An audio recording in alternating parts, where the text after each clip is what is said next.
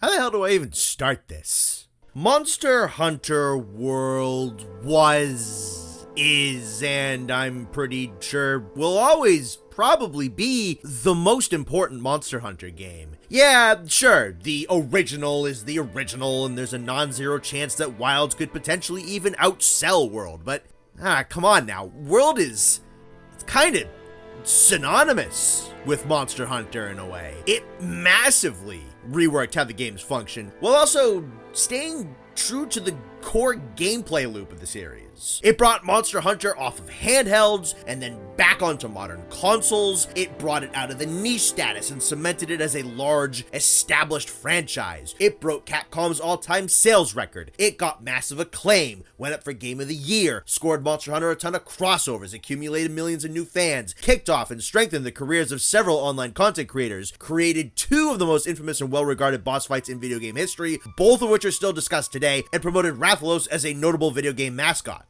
Do you think that Monster Hunter Wilds would have dominated borderline the entirety of the video game marketing cycle in 2024, a year that it didn't come out in, by the way, without Monster Hunter World being what it was? Do you think that they would have played Proof of a Hero at the Tokyo Olympics in 2020 without Monster Hunter World? I don't know. It's probably at least a little less likely, that's all I'm saying. And you know, maybe you hate that all that's the case. Maybe you wish that it was a different, better put together Monster Hunter that got all of the accolades. Maybe this is the game that got you into this series. Maybe you think World is the greatest game ever made. Maybe you really want to try and dig at the flaws of World, because even, really popular and beloved things deserve some dissection. Maybe you're going to be the 417,000th person to spark up the World versus Rise argument. Maybe you're going to stick to your guns and proudly state that, yeah, World really was that good. Everybody's got an opinion on this thing. So what on earth is mine? Damn, that's a good question. I've beaten the game all the way through twice now. Once when it launched, and a second time with my buddies very recently. The VODs of which you can watch on this channel, and probably eventually on like a separate VOD channel. Depends on when you're watching this and how lazy I am. Point is, World is very fresh in my mind. That, and the fact that as of writing this, we are just 2 months away from the release of World's numbered successor, Monster Hunter Wilds, means that this is the perfect time to really try and just dive into this absolute mammoth of a project and game in an attempt to see just how good Monster Hunter World really was. It should be fun. Maybe also a little daunting, but fun,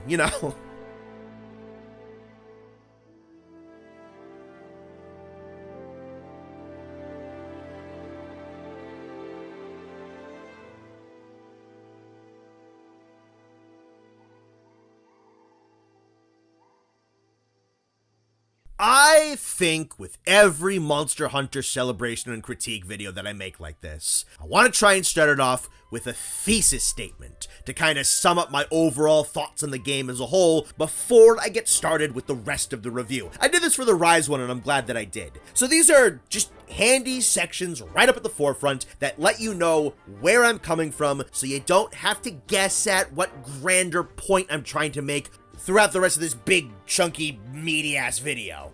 So here it goes. And give me a second here, because this is not going to sound particularly nice for a couple of seconds. Monster Hunter World is one of the most flawed games in all of Monster Hunter. If this were a lesser game series with a lesser core gameplay loop, World may very well have buckled under the weight of some of its issues. And I believe that World gets a lot of its love and recognition partially due to the fact that it was the game that introduced Monster Hunter's core formula to the wider gaming audience. But at its heights, Monster Hunter World is an exemplary title due to many of its own merits as well as the merits of Monster Hunter as a whole. And it is also very possible that it is exactly the change of pace that Monster Hunter needed at exactly the moment it needed it. Now allow me to elaborate on all of that. I'll talk about the specifics of what issues Monster Hunter World has as this video goes on. That's what this video is for. But I do think World being the first big mainstream Monster Hunter title kind of protected it a little bit from a few valid criticisms. I could, and probably will eventually, do an entire video breaking down why I believe that Monster Hunter has one of the greatest gameplay formulas in all of video games. Because I don't want to break off into a 30-minute diatribe that could potentially derail this video's pacing, here's the short version. Monster Hunter is generally very good at respecting your time. The endgame can get a little bloated every once in a while, but typically, what you do, you face down a monster, you slay that monster, you get rewards based on that monster, then you craft gear out of that monster. If you want to increase your chance of getting specific rewards, you target specific body parts. As you slay more monsters and get more parts and more gear, you gain more knowledge on how to fight that particular monster with a particular weapon properly. You gradually get faster clear time. You learn the patterns and the sound cues and the weapon matchups and the terrain advantages. While you're gaining that knowledge, you're also making better and better sets of armor and weapons with bigger numbers and more complex skill sets. And that blend of your own personal skill acquisition and increasing number gear acquisition just kind of loops and loops and loops and loops. It's enormously rewarding, incredibly fun. That quintessential Monster Hunter formula is so solid, so damn good, so enjoyable that even major issues in any individual Monster Hunter game, not even just World, can sometimes be kind of trivialized by the fact that the core of the experience is always so damn good. And that super solid core was introduced to most people that are now Monster Hunter fans via Monster Hunter World. So that kind of introduction captivated a lot of people, brought a lot of people in, and some of the other stuff that's problematic with World kind of falls off to the wayside a little bit. Now, I'm not trying to say that people who love and loved World were blind or stupid or forced to like something that was popular. Nothing like that. You can like things that are flawed. That's perfectly fine. You can love things that are flawed. I'm saying that I understand why Monster Hunter World got its huge initial applause right when it first came out, despite the fact that it does have problems. And I think it also explains why a few select people really kind of don't like World, because they've been around Monster Hunter for a while. They know that World has its problems, and they're not so much a fan of the fact that World is the big, famous, popular one, since there are some objectively better put together Monster Hunter games. Now, as for my point that World might have been exactly the soft reboot that Monster Hunter needed at the time it was needed, I have to emphasize the word might. The classic formula of Monster Hunter didn't overstay its welcome. It was never allowed to go bad. We don't know if Monster Hunter 5 being a classic style game would have been a good or bad thing, because it's just not what happened. It is certainly possible that Monster Hunter 5 would have struggled to come up with a compelling new set of ideas if it was limited to the isolated battle arena formula that the series was used to. They pushed the map design pretty far with how filled in the zones were with the three-dimensional assets in 4, and the craziness of the combat was also tested pretty hard with the styles and the hunter arts introduced in Monster Hunter Generations. Some more good ideas very likely existed in this format, but no all-around bad or just straight-out stagnant ideas were ever really allowed to manifest either. Old school Monster Hunter went out on top, and then 14 years into the series run, Monster Hunter decided to totally reinvent itself and put itself out there big and loud on modern home consoles and PC. And yeah, that would and did come with some growing pains, but I'm very glad that Monster Hunter World appeared when it did and how it did, and never allowed the series to reach a point where it had to be rebooted. We'll never truly know if World was exactly what the franchise needed at that second, and I'm glad that we never will, because those old games are all great. Now, if only Capcom would just re-release a couple of those old titles just to kind of keep them around and keep them in the market, but that's a whole other video. What I actually made. Monster Hunter World is a game of pretty notable peaks and valleys. I think the second playthrough really highlighted both to me, even more than the visceral original experience I had with the game when it first came out and it was being actively updated. During the second playthrough, I was showing the game to a friend of mine who had never touched Monster Hunter before, and the amount of times I had to say something along the lines of, yeah, this was a stupid choice or idea and concept, and we don't really know why they did it this way. Thankfully, Rise fixed it. We just kind of have to put up with it for now. Probably hit the double digits, but dude, the fights and the vistas and the music and the natural environments and the monsters and the set building and the big multiplayer hubs and all the close calls that we had and the big triumphs and the tired, exasperated runbacks and the absolute just blast of playing this game with my friends and my fans from top to bottom all the way through was so much fun. Yeah, this video is gonna get into the nitty-gritty of how the game works a bit. Yes, we're gonna try and be objective about how the mechanics and the quality of life updates and the endgame affected World overall. Yeah, I'm not gonna be super nice to this game in a couple of places, but I almost don't care. I have almost 2,000 hours in this game. I have gotten to and beaten Fatalis on 2 different profiles. I adore this game, and I want you to remember that when I'm being mean to it, because I adore it enough to be honest about it. So let's just get into it. Now, there's a lot of quality of life changes and major formula overhauls that are worth talking about when discussing Monster Hunter World specifically. Granted, a lot of this stuff is applicable when talking about modern Monster Hunter in general, that being World, Rise, and probably Wilds, and likely whatever games are going to come after that. But, as the bringer of the modern era, I do think a review of Monster Hunter World is a really good place to discuss the major changes that the 5th generation brought to the series. I want to do a few isolated chunks dedicated to major changes, and then get around to a more generalized quality of life section. I think the most important place to start is World's major selling point, the biggest, most significant change. No more loading screens between the zones. Locales are now one big, continuous, and fully rendered area that you run around in freely. Okay, neat novelty. What does that do? You're still pursuing big bosses across large maps, fighting them in carved out battle arenas for 5 to 8 minutes, and then you chase them to another zone. It's fundamentally still Monster Hunter. Why do I care that the PS4's SSD was impressive enough that it could render a whole map in real time in World now? It kind of does a lot, honestly. One of the most prominent results of this change is pretty much exactly what I just said. The whole map is now operating in real time. Now, classic Monster Hunter did a pretty good job of creating the illusion of a living, breathing ecosystem.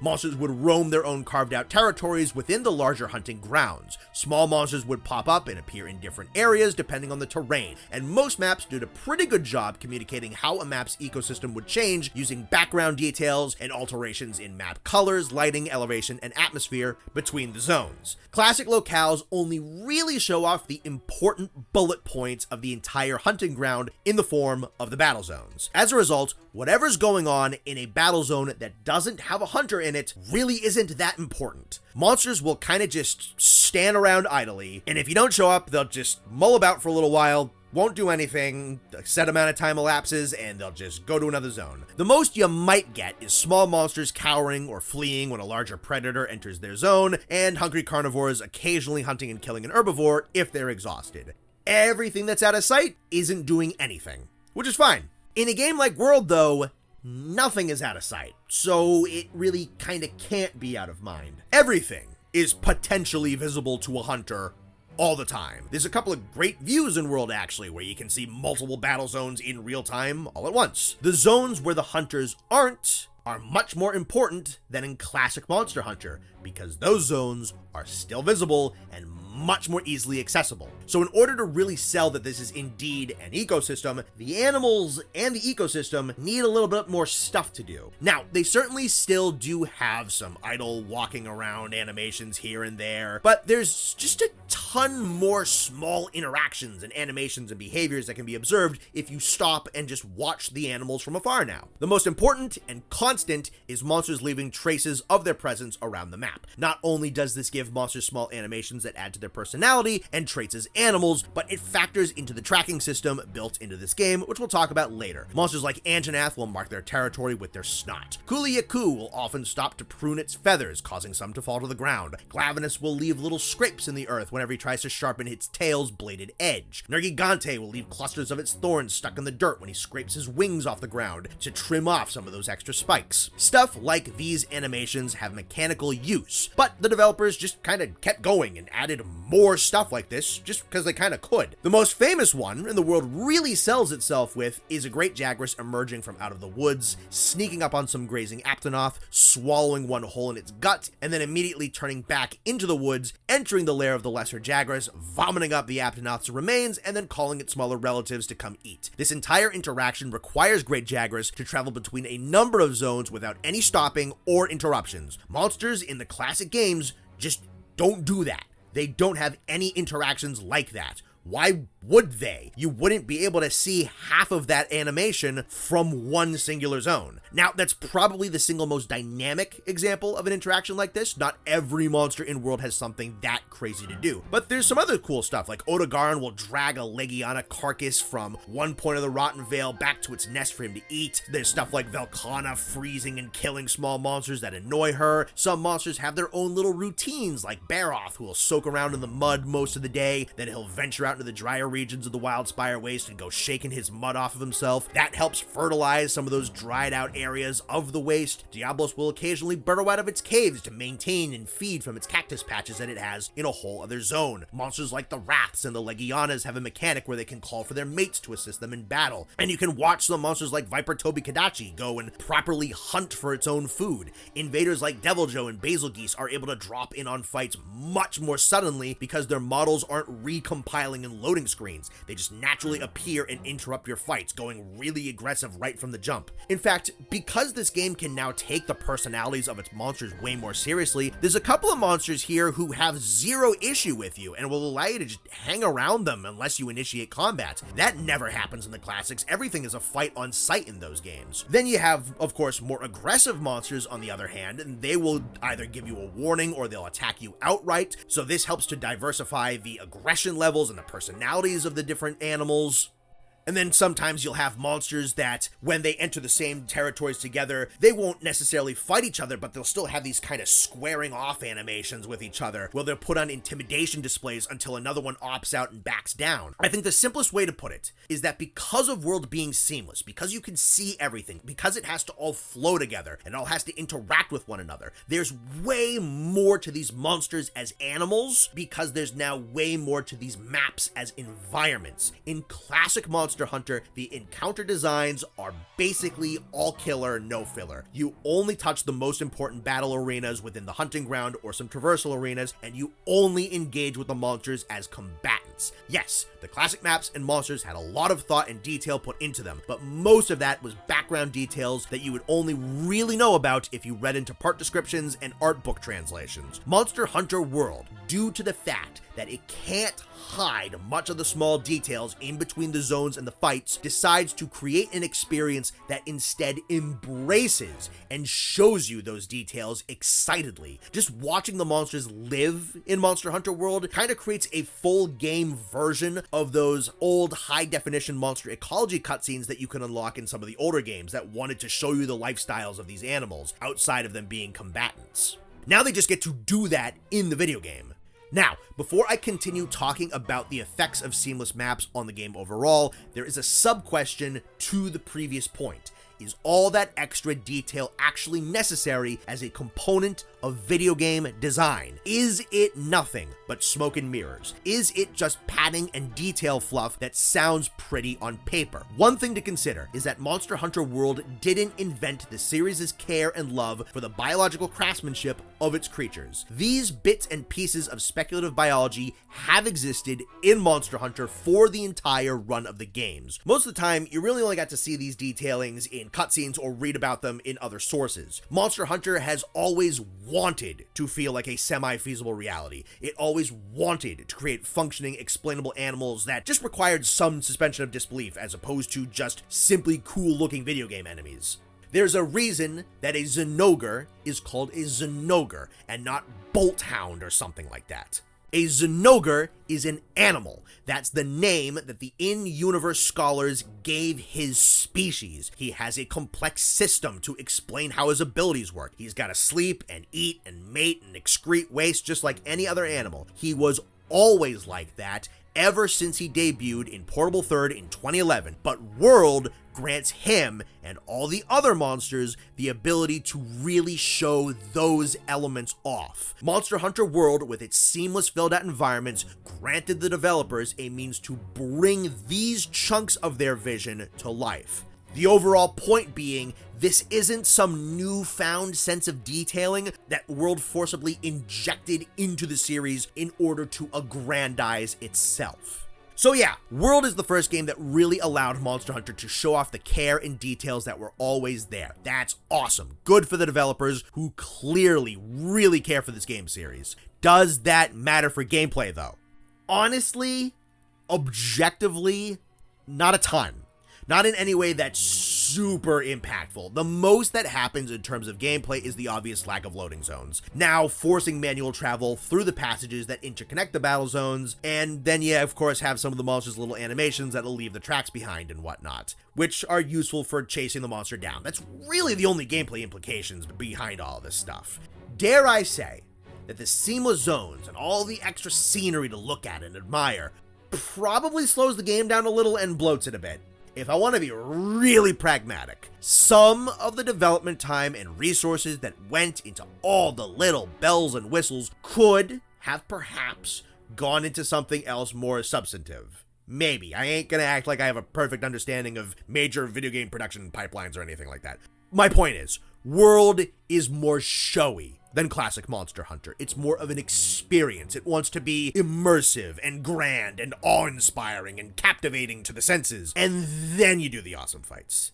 The classics are snappier. Yes, you also have cool stuff to admire and take in those games. They're not artistically bankrupt, but they're a tad less impressed by themselves. So whether or not this is a good or bad thing is subjective. If you predominantly play these games for the gameplay, the extra running and chasing and scaling and little non-combat animations really aren't going to impress you. You likely consider them fluff, and you probably wish that the quicker, more concise loading screens were still around so that the game that you bought to play would just kind of get to the point faster. If you really love the extra details and artistry that goes into a game and appreciate those elements being allowed to manifest more fully in the game itself, you probably really love roaming around and being sucked into the world and watching the monsters go about their daily routines. I'm sure those elements capture the hearts and minds of an absolute crap load of people who were new to Monster Hunter because of World. And the sacrifices that you have to make in terms of running around monster chasing time might be completely worth it to you. Personally, I really like the seamless 5th generation style of doing things. I'm a sucker for the little stuff.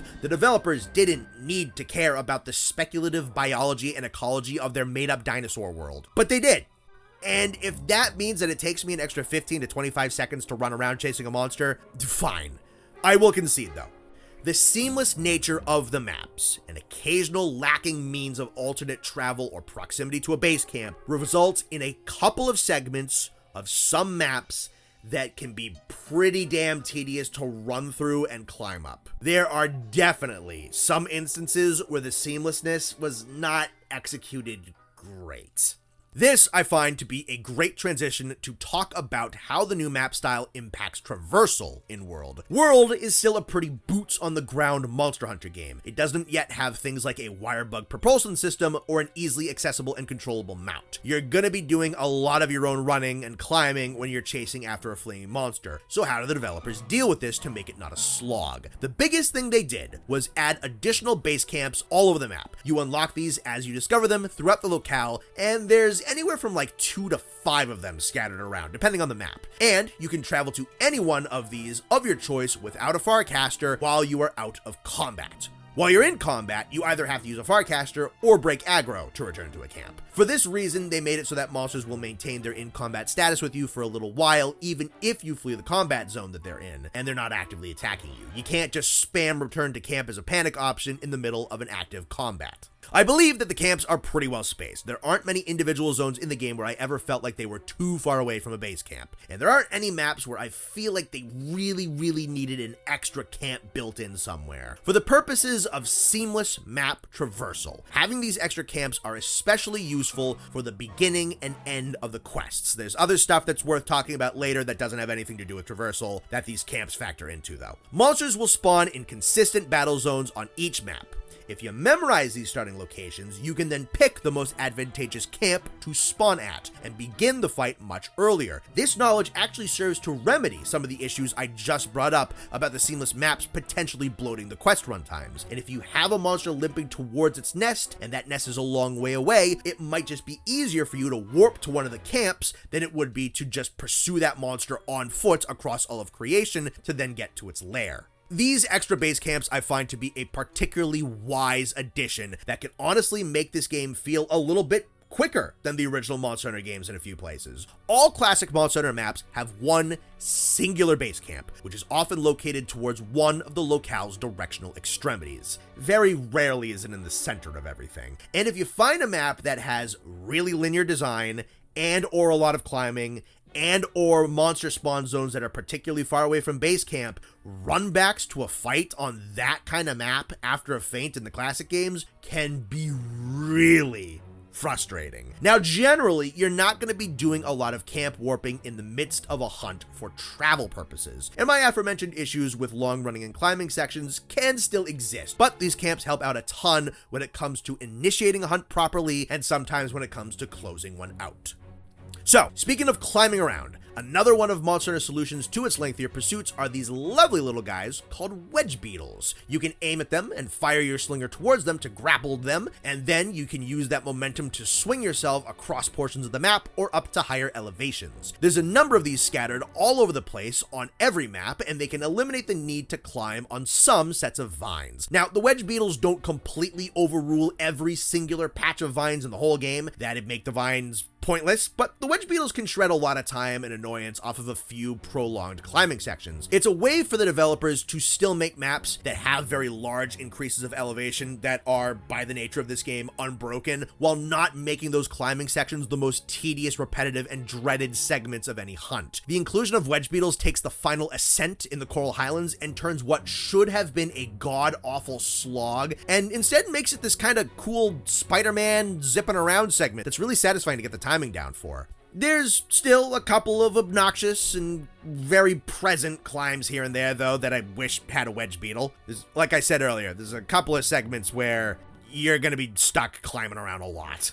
And the other option World gives you to expedite travel is Tail Raiders. I'm gonna be honest, this is just a beta test for Palamutes and Sacrets. This was a mount system that got added in Iceborne, and it's a little bit half-baked. When you're out of combat, you can find the Tail Raiders in your item bar, you activate it, a local animal will then run up and let you ride it, it will then sniff around, pick up the monster's trail, and then go running after that monster on an automatic rail that you can't control. Yeah, the part where it sniffs around and picks up the monster's scent for like 5 seconds is slow and annoying and cuts into the point of this being a faster option than just normally running. It's one of those immersion details that just kind of takes up time. These things are, yeah, they're technically faster, and they make it so you don't have to hold the sprint button down the entire time. They make climbing a little less boring too, but the on-rails thing is just kind of lame. It just puts the video game on autopilot for a couple of seconds so you can, like, look at your phone. You can tell that this was something they probably just didn't have the time to properly program controls for, and the mounts that we're getting in the games afterwards are the proper vision of what the Tail Raiders probably were trying to be. Another thing that I think is particularly interesting and worth mentioning is how the seamlessness of the maps affects the art direction of the locales. I said it earlier, classic style with its loading zones gets to show you just the highlights. Yes, the backgrounds usually do a decent job of showing you what to expect going forwards on these locations, but occasionally the color, altitude, and atmosphere between two zones separated by one singular load screen can be really drastic. This can be cool because it grants the classic maps a sense of scale and enormity, though it can also be a little jarring at times. World can't simply show you the highlight reel. It has to show off everything that the map has. And what I find is that it creates a particularly interesting problem for World and games like it to solve. It has to create interesting environments with unique battle zones, communicate a sense of progression, and diversify its art direction while taking absolutely no shortcuts. Believe it or not, World's maps are a little bit more limited in what they can do compared to the older games. Every change has to make sense and flow in real time. The art of these maps can't change instantaneously. I have a lot of respect for the massive increase in planning that each map must have had in order for them to be sensible yet compelling. What's even more interesting is that the developers tackle these issues in different ways on different maps. So, for examples, the Hoarfrost Reach doesn't try to do anything fancy with its art changes, and instead it tries to maximize the combat and terrain variety in a very artistically uniform environment. Then you have the Elder's Recess. That one goes for the more bigger, crazy environmental shifts, and it does a pretty good job doing little build-ups to these large changes. You have the Wildspire Waste. It has less dramatic but still notable environmental shifts, and carefully tells its story using a river to showcase how this particular region was formed and diversified. The Rotten Vale keeps a pretty uniform art direction like the Hoarfrost Reach, but uses huge changes in lighting and some extra visual effects from the murky effluvium gas to instead create radical atmosphere differences between its two major sections. And the Ancient Forest and the Coral Highlands decide to go up instead of out, using huge changes in elevations to structure the hierarchy of its monsters and create different battle zones with different artistry. I admire that the developers tackled these newfound limitations in different ways. These creative solutions to the problem of needing to showcase every inch of every hunting ground allows each map to stand out on its own from one another in more ways than just their biome type. It's something I really appreciate about World's approach to map making. Two more smaller points. World's maps are far and away the most fun to explore and get lost in. Again, the classic maps were really snappy and to the point. Just about every zone was there for travel or combat, and the map shows you where everything is. World maps want you to go off the beaten path and go exploring in the less obvious places. There's tons of little caves and waterfalls and pathways and shortcuts and secret gathering points all over the place that the older maps couldn't hide because their concise map structures show you everything. It's pretty cool how many little nooks and crannies are built into these places that the developers didn't need to bother with, but did anyway. And you don't have to go to all these places at all. You can just go exploring for fun. It's cool to be rewarded for digging around and trying to find these little secret spots. And the last lovely little benefit from World introducing seamless maps is that they resulted in the long overdue death of monsters getting stuck in the loading zones. Good lord, so many times a monster you're fighting in a classic Monster Hunter game will charge at you, and then they'll run past you into the hallway section where the battle zones change from one to another. But the monster can bypass that invisible barrier that forces you to swap zones. So if you run over and try to attack it, you're just gonna warp and you can't fight it. But if you sheath your weapon, the AI of the monster notices that you're creating distance and prompts the monster to use its projectiles to punish potential item usage. No, you idiot, get out of the stupid ass loading zone. And then they don't even go out of the loading zone all that far, so then you gotta be careful of them doing it again. So yeah, no, I'm glad that's gone. So those are what I found to be the most notable changes brought about to the Monster Hunter formula and details, instigated by the swap from fight-oriented battle zones connected by loading screens to unbroken open environments. Travel can be a little bit more sluggish in places, but there are several creative solutions to that issue. The art direction is more limited and must illustrate all of its changes in real time. The game takes a little bit of focus away from the core gameplay and revels more in the detailing and the intricacies. The gameplay is a bit less snappy, some old jank has been removed, and there are more opportunities than ever for the Monster Hunter team to showcase the biology, behaviors, relationships, and lesser-known elements of these fictional animals that they lovingly created. There's positives and negatives to these changes, as well as new freedoms and new limits, and some stuff that's gonna be worthwhile or superfluous based on your personal preferences. I hope that you found this segment interesting. I know this went a bit long, but the seamless, living, breathing ecosystems of World were the major selling points of the title. They were the change, the overhaul. So I figured it warranted talking about this stuff in depth and what it actually meant for Monster Hunter. Classic Monster Hunter, in terms of gameplay, is absolutely more about business. Playing through Monster Hunter Frontier live on stream has reignited an appreciation for the lack of lollygagging that the old format had, and I think it's a bit of a shame that we'd either need a classic game remaster or a Monster Hunter inspired game to see this format again. I don't think the core Monster Hunter team is ever going to go back this way. I just think that the classic style level design makes for a more compact gaming experience. World's way of handling things, though, I believe to be well executed. The details, exploration, and loving artistic craftsmanship have a gravitational pull that causes World to stick in the mind. And there are enough tools, workaround shortcuts, and optional content within World that if you prefer to be all about business and gameplay first, the compromises made here are not all that egregious. You're still going to be doing a lot of fighting. Don't get me wrong. So next up, what we're going to be talking about is how World changed the skill system and armor set building. So right at the very, very top of this section about skills and set building, I feel like I have to preface what kind of player I am, how hardcore into set building I am, and what I personally find fun when playing Monster Hunter. I will still try my best to be objective when I think a system does or does not work, but be aware that I will also be subjectively impacted more or less by a mechanic than other people. Personally, I am not a speedrunner, nor do I go out of my way to mathematically devise a meta level set, or go looking to copy meta sets that other people have made, nor do I make a tremendous effort to optimize the use of a weapons kit. That being said, I do, more so nowadays with Rise and Sunbreak than I did with my previous playthroughs of World and games before that, pay attention to the insights of other players who do know better than me. I try to at least be knowledgeable about what sets and skills and mechanics are really important and worth using. And when I want builds that give me better clear times on endgame monsters, I'll typically build around that knowledge, but in the way that I want. Big number go up is usually not my primary prerogative, but I will make a handful of sets that do make big number. I also have a decent enough grasp on the basics of Monster Hunter's math.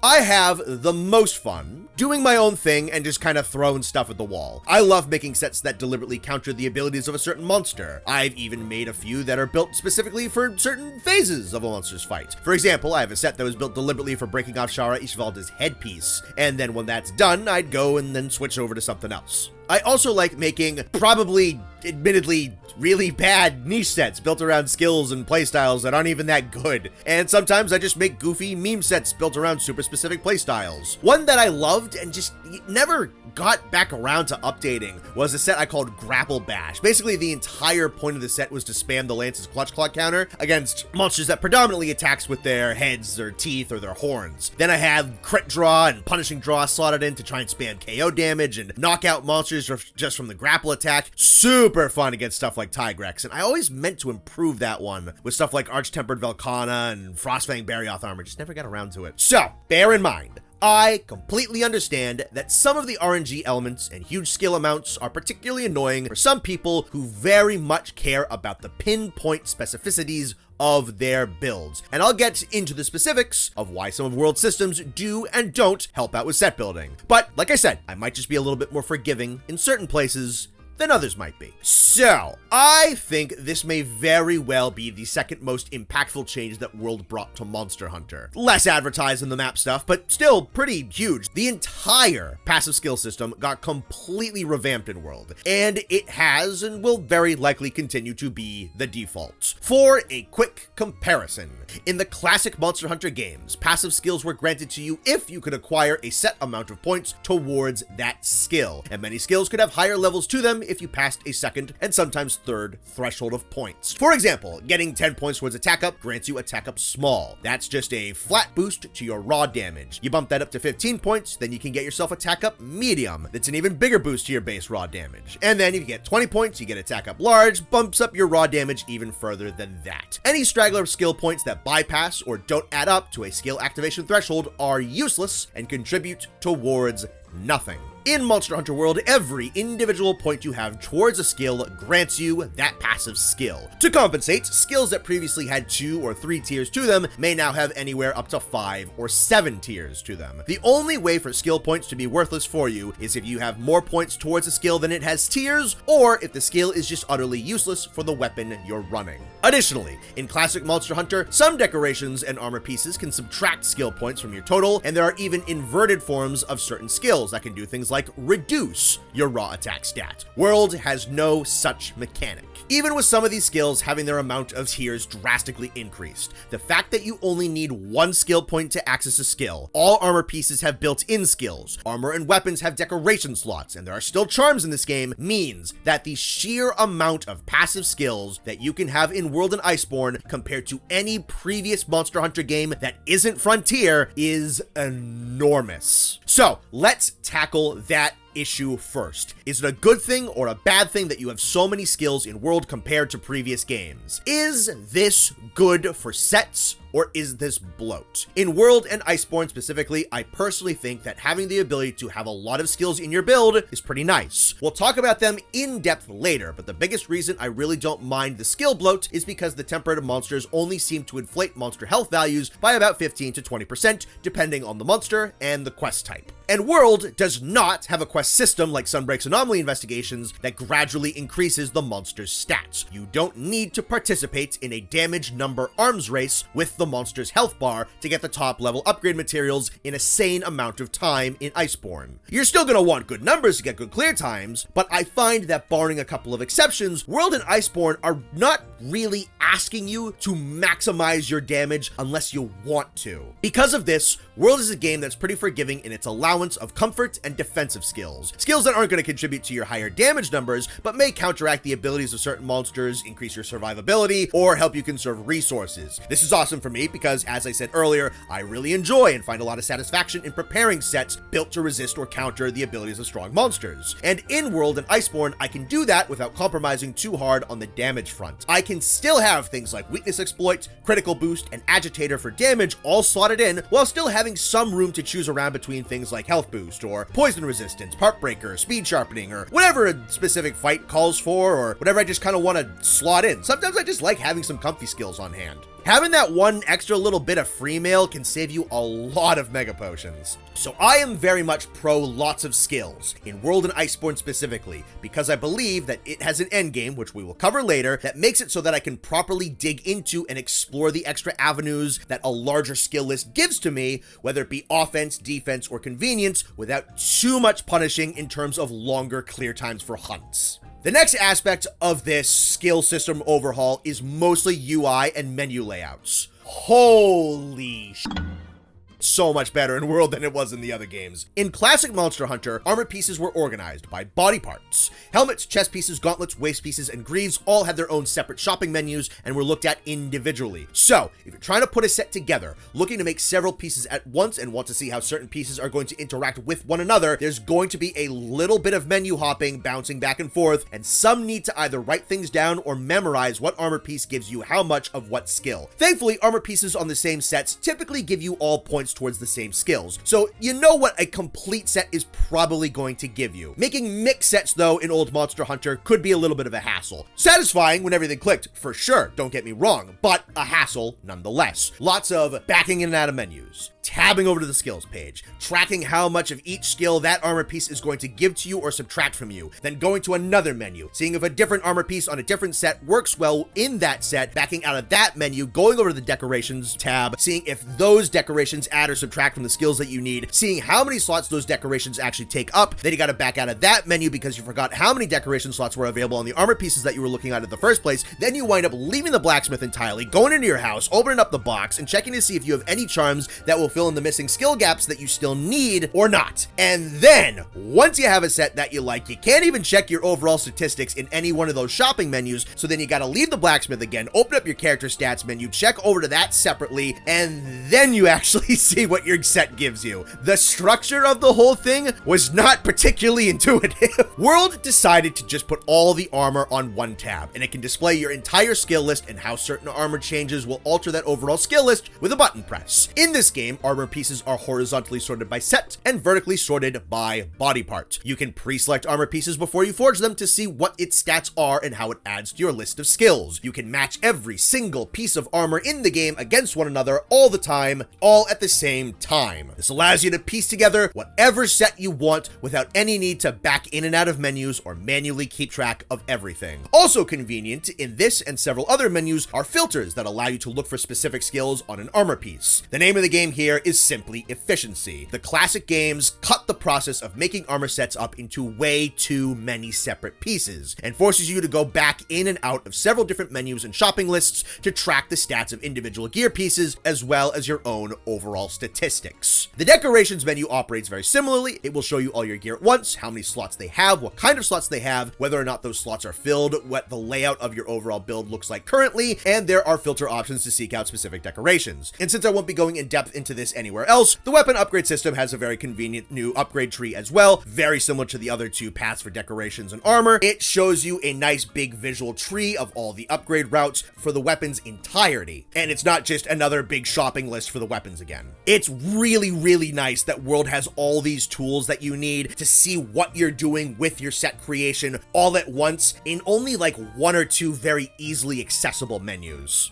Now, you might be sitting there with your arms folded and a pout upon your face, saying, Connor, I liked the obtuse skill system of the old Monster Hunter games. There's a greater sense of planning and knowledge and satisfaction derived from the need to keep track of all my individual pieces, making sure that I'm doing the proper math to guarantee that I'm getting the skills that I need, and then actually deciding which skills I want to prioritize in the very limited pool that I have access to at any one time. The World way of doing things offers very little challenge when it comes to the actual construction of a proper build. And to that, I say I absolutely see the appeal of what you're talking about. When I went back to play Generations Ultimate for a little bit, I opened up a note tab in my phone just to kind of keep track of the armor that I was making and what I'd be getting out of those sets and what skills I needed and how much of each count I was getting. I do think that using manual info tracking to tackle a game's complex RPG systems is kind of fun and endearing, and making a cohesive build out of those less intuitive systems can be pretty rewarding just by itself. I think you gotta admit though, the old classic menu layout is just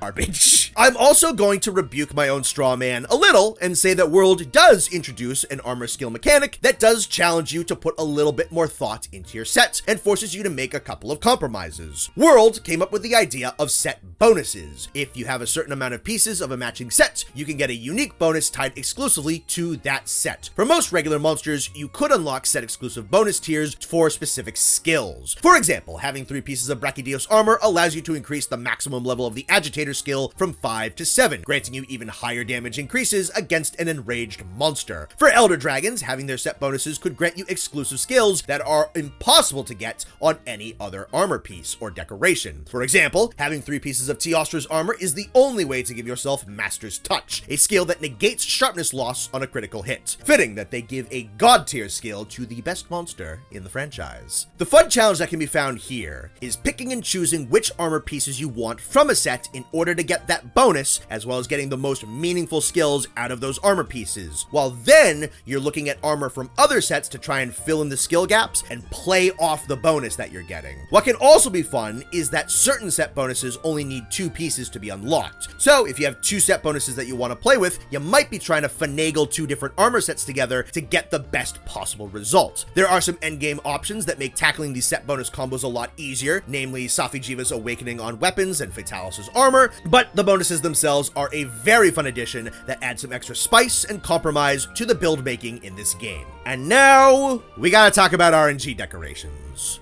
One of the least loved aspects of this game. For a good long while, Monster Hunter would give you randomly generated charms as a quest reward. These charms offered no stats other than skill points and decoration slots. Meanwhile, decorations, which are extra chunks of skill points that could be forged at a blacksmith, had no RNG element and were attached to your gear. You can only ever equip one charm, and decorations could be continuously attached so long as you had the open slots to put them on your gear. World inverted this. Now, charms are the forgeable items and have no RNG element to them, and instead it is randomly generated decorations that are offered up as quest rewards. Most people do not like this change, mainly because you can use somewhere around a dozen decorations in your set, and you only ever have one charm. It really isn't that much more complicated than that. A very sizable portion of your set making will be tied to RNG, and that's not great, especially if you don't have the time to play this game a ton. If you're a more casual player that can only spare a couple of hours for Monster Hunter a week,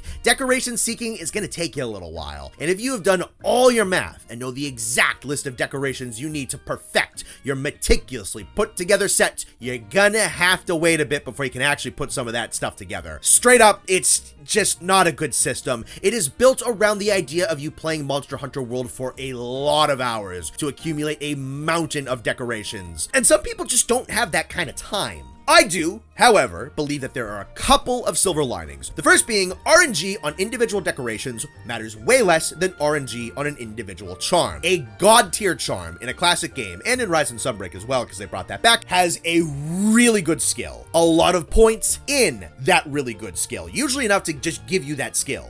Then some extra points towards another good skill, and as well as some open decoration slots. Rolling for a really good charm, especially banking on a specific one for a set, that's kind of tough. A god tier RNG decoration in base game world is a decoration with attack boost or crit boost on it. And in Iceborne, it's a decoration with attack boost or crit boost on it with another good skill attached. All you're really fighting against is drop rates. Some decorations have annoyingly low drop rates, and other decorations will be handed to you by the non-hyperbolic hundreds if you're playing long enough. The second good thing about this is that World and Iceborne vomit decorations. It's like bad seafood diarrhea torrential decorations. They give you a couple of them after pretty much any normal quest. Then you can get a ton of them out of the Guiding Lands if you play there long enough. All tempered investigations are guaranteed to drop several of them in the quest rewards, and stronger tempered monsters guarantee better decoration drops. And there is more than one event quest designed to drop several decorations. You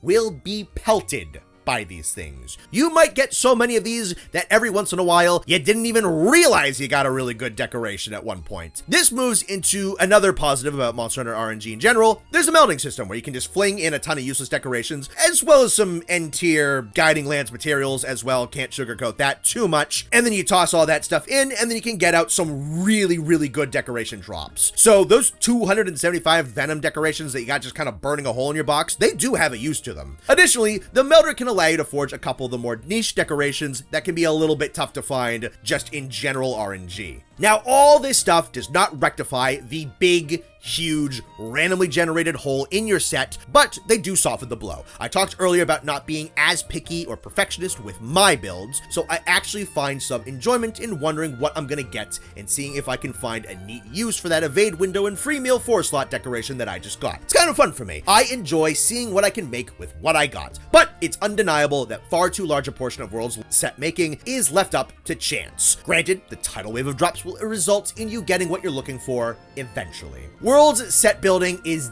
definitely a mixed bag. The menu system absolutely trounces the originals. Set bonuses are pretty awesome, and World's endgame allows for some build flexibility as it does not demand maximized damage numbers until like the last 2 or 3 monsters maybe. However, RNG decorations create one particularly prominent flaw for those who have done their math and need specific decorations to drop. It's not completely and utterly god-awful, and it does have its cushions, but there's a very legitimate reason why that element is disliked so heavily. It's looking like these will be back in Wilds, so I'm hoping that there's some new mechanics implemented to make specific skill seeking a little bit easier, that or they just kind of even out the drop rates a bit. So that covers the 2 massively impactful giant overhauls that World brought to the Monster Hunter formula. Now we're going to go over a more rapid-fire slew of quality of life adjustments that World also brought in that don't warrant their own individual timestamps.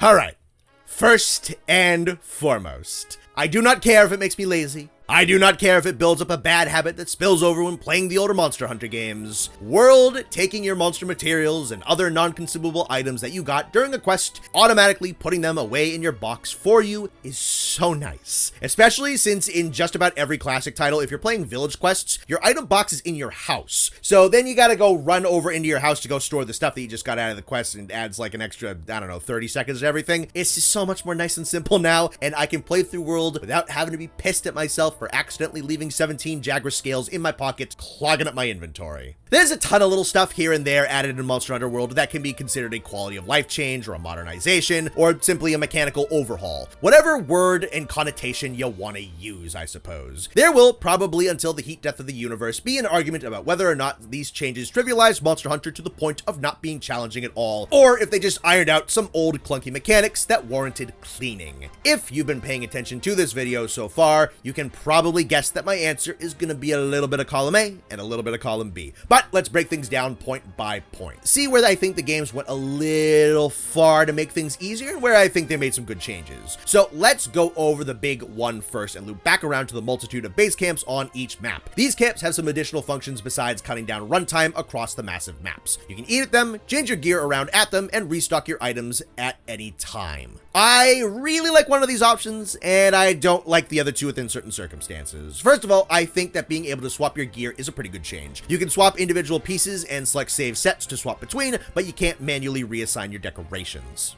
I don't think being able to do this harms much of anything. Yeah, you can swap to a stronger build mid-fight if you want to, but you have that set on hand to run at the beginning of the quest anyway. If a set isn't working out quite like you hoped on a hunt, or you're not a huge fan of the weapon on monster matchup you got going on, or you kind of just want to fight this monster with something else in the moment, you're more than free to just go do that. What I really love about this option is something I mentioned earlier. Having access to multiple sets during a hunt means I can work out a grander and more elaborate strategy against some of the more mechanically versatile monsters. I mentioned earlier that I had a heavy bowgun set that I made for breaking off Shara Ishvalda's headpiece. Often, when I fight him, I'm using a longsword for his armored form. Then if I want to farm his tender plate, I'd swap over to that set to help my friends get that really difficult break. Afterwards, I'd swap back over to the lance to finish him off, because I like fighting him with lance. A classic strategy against Fatalis is to run sets with heavy artillery and a ghillie mantle so that you can sneakily get a free knockdown with the cannons against him in the opening act of the fight. Then you dip back off to camp for your more min-max damage sets. Against Cove to Roth, you can use thunder damage with Part Breaker to tear away at her gold plating to stop her from leaving the fight, and then swap over to a more damage-focused ice set against her final phase to finish her off. I think being able to swap your gear around like this is satisfying for myself as someone who enjoys tackling set building in this way and treating the monsters like puzzles, and it also gives the developers some room to make their monsters more complicated. Powerful boss monsters with shifting elemental weaknesses and attack patterns are a lot more fun if you can better respond to their shifting capabilities.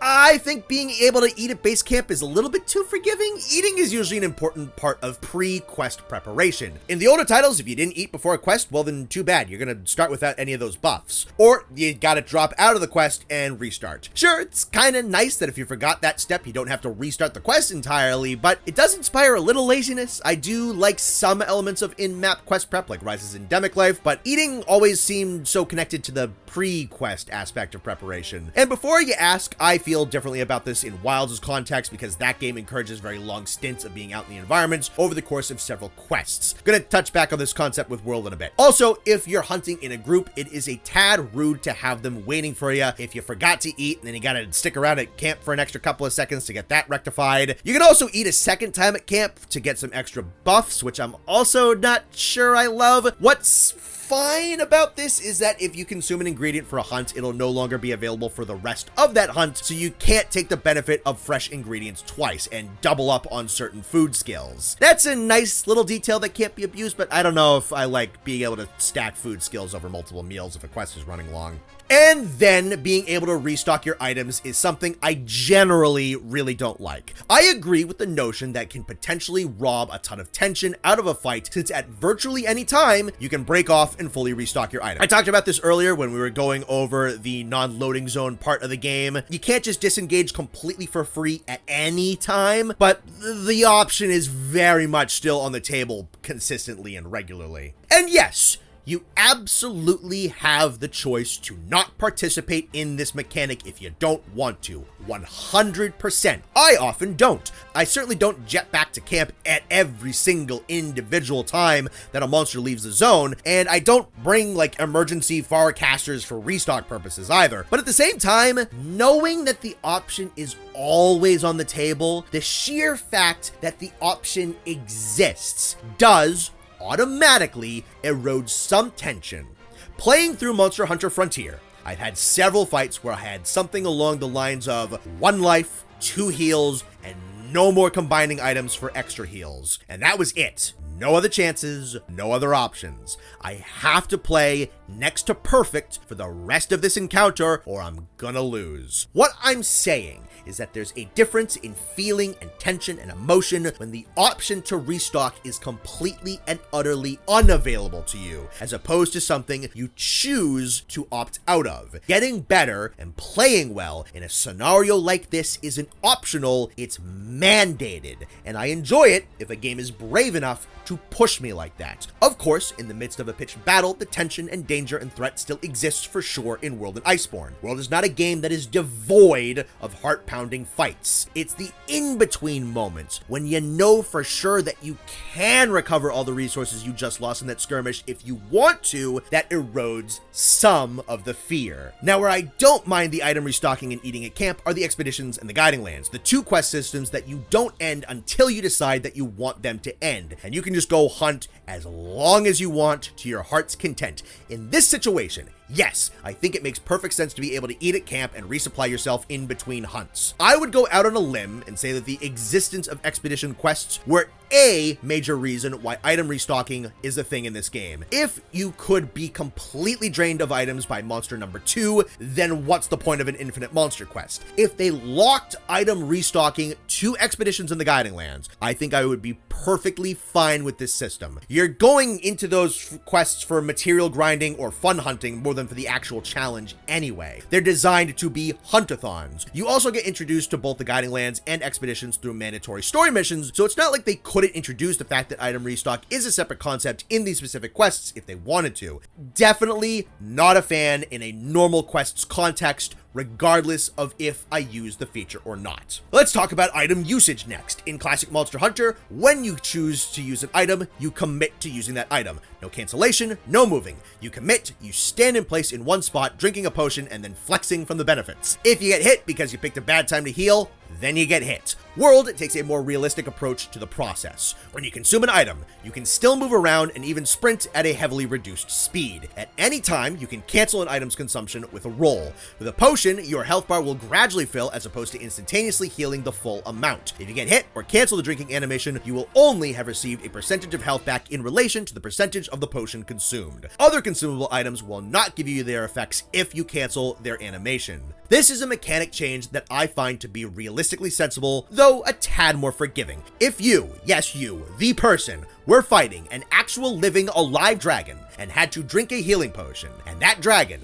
shot a fireball at you, you, the human person, would not plant your feet in one place to commit to the bit and take that fireball to the face no matter what. You would be moving around not to get hit, and you would drop the potion if you had to. And I doubt that you would then stop and flex your muscles upon completion of the potion in front of the dragon's face. And if you're about to go into my comments and type, "Yeah, I would flex in front of that dragon, what the f are you talking about?" Let me just stop you and tell you that I promise I already think you're really cool and you're really funny and you can spare your fingers. The old way of doing it on an animation level is fundamentally dumb, but I can appreciate that it locks you into your choice fully. I do think World adequately balances out this change by making the new moving around item consumption animation take a good bit longer to complete than the old one, and if you heal at a bad opportunity like an idiot, the monster speed and tracking is good enough that you're still gonna get hit. That, or you're gonna have to roll cancel on a potion early and waste like half of it, which I think is a pretty good punishment for something like that. Pretty neutral on this change mechanically, I like it far better visually. The next one's nice and simple. Sharpening while your weapon is drawn is a fantastic little change. It just makes sense. In the classics, you have to sheathe your weapon in order to then take it back out, rub it with a rock until it's sharp, then you sheathe it again so that you can then unsheathe it for combat. That's stupid. Infinite whetstones also makes perfect sense. Real life whetstones are not one and done tools. In World, if you gotta sharpen it, you just find the whetstone in your items, select it, sharpen the weapon, and then keep going. Simple as that. There's also a handy little meter just below your health and stamina that shows you just how much sharpness you have remaining for the tier of sharpness on your weapon. It's a fine enough visual indicator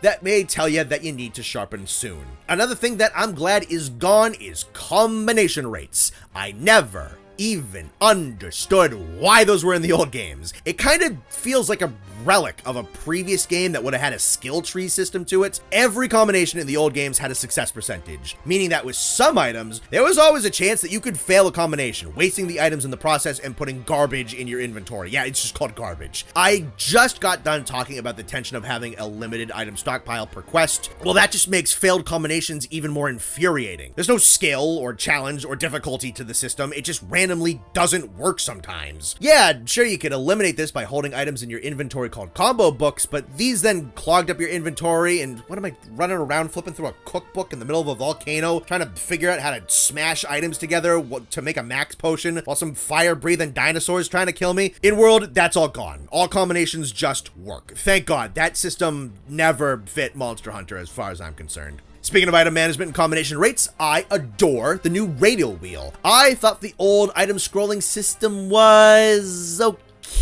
I never loved it. You had to hold down a button and then mash another button a whole bunch of times to scroll through your inventory horizontally until you find the item that you wanted. Can't say it was god awful. It was responsive. The scrolling was pretty fast. It's kind of limited in your inventory consumption, and potentially it can preoccupy your attention for a second or two too long during a really intense fight. The system still exists in World, which is nice if you prefer it.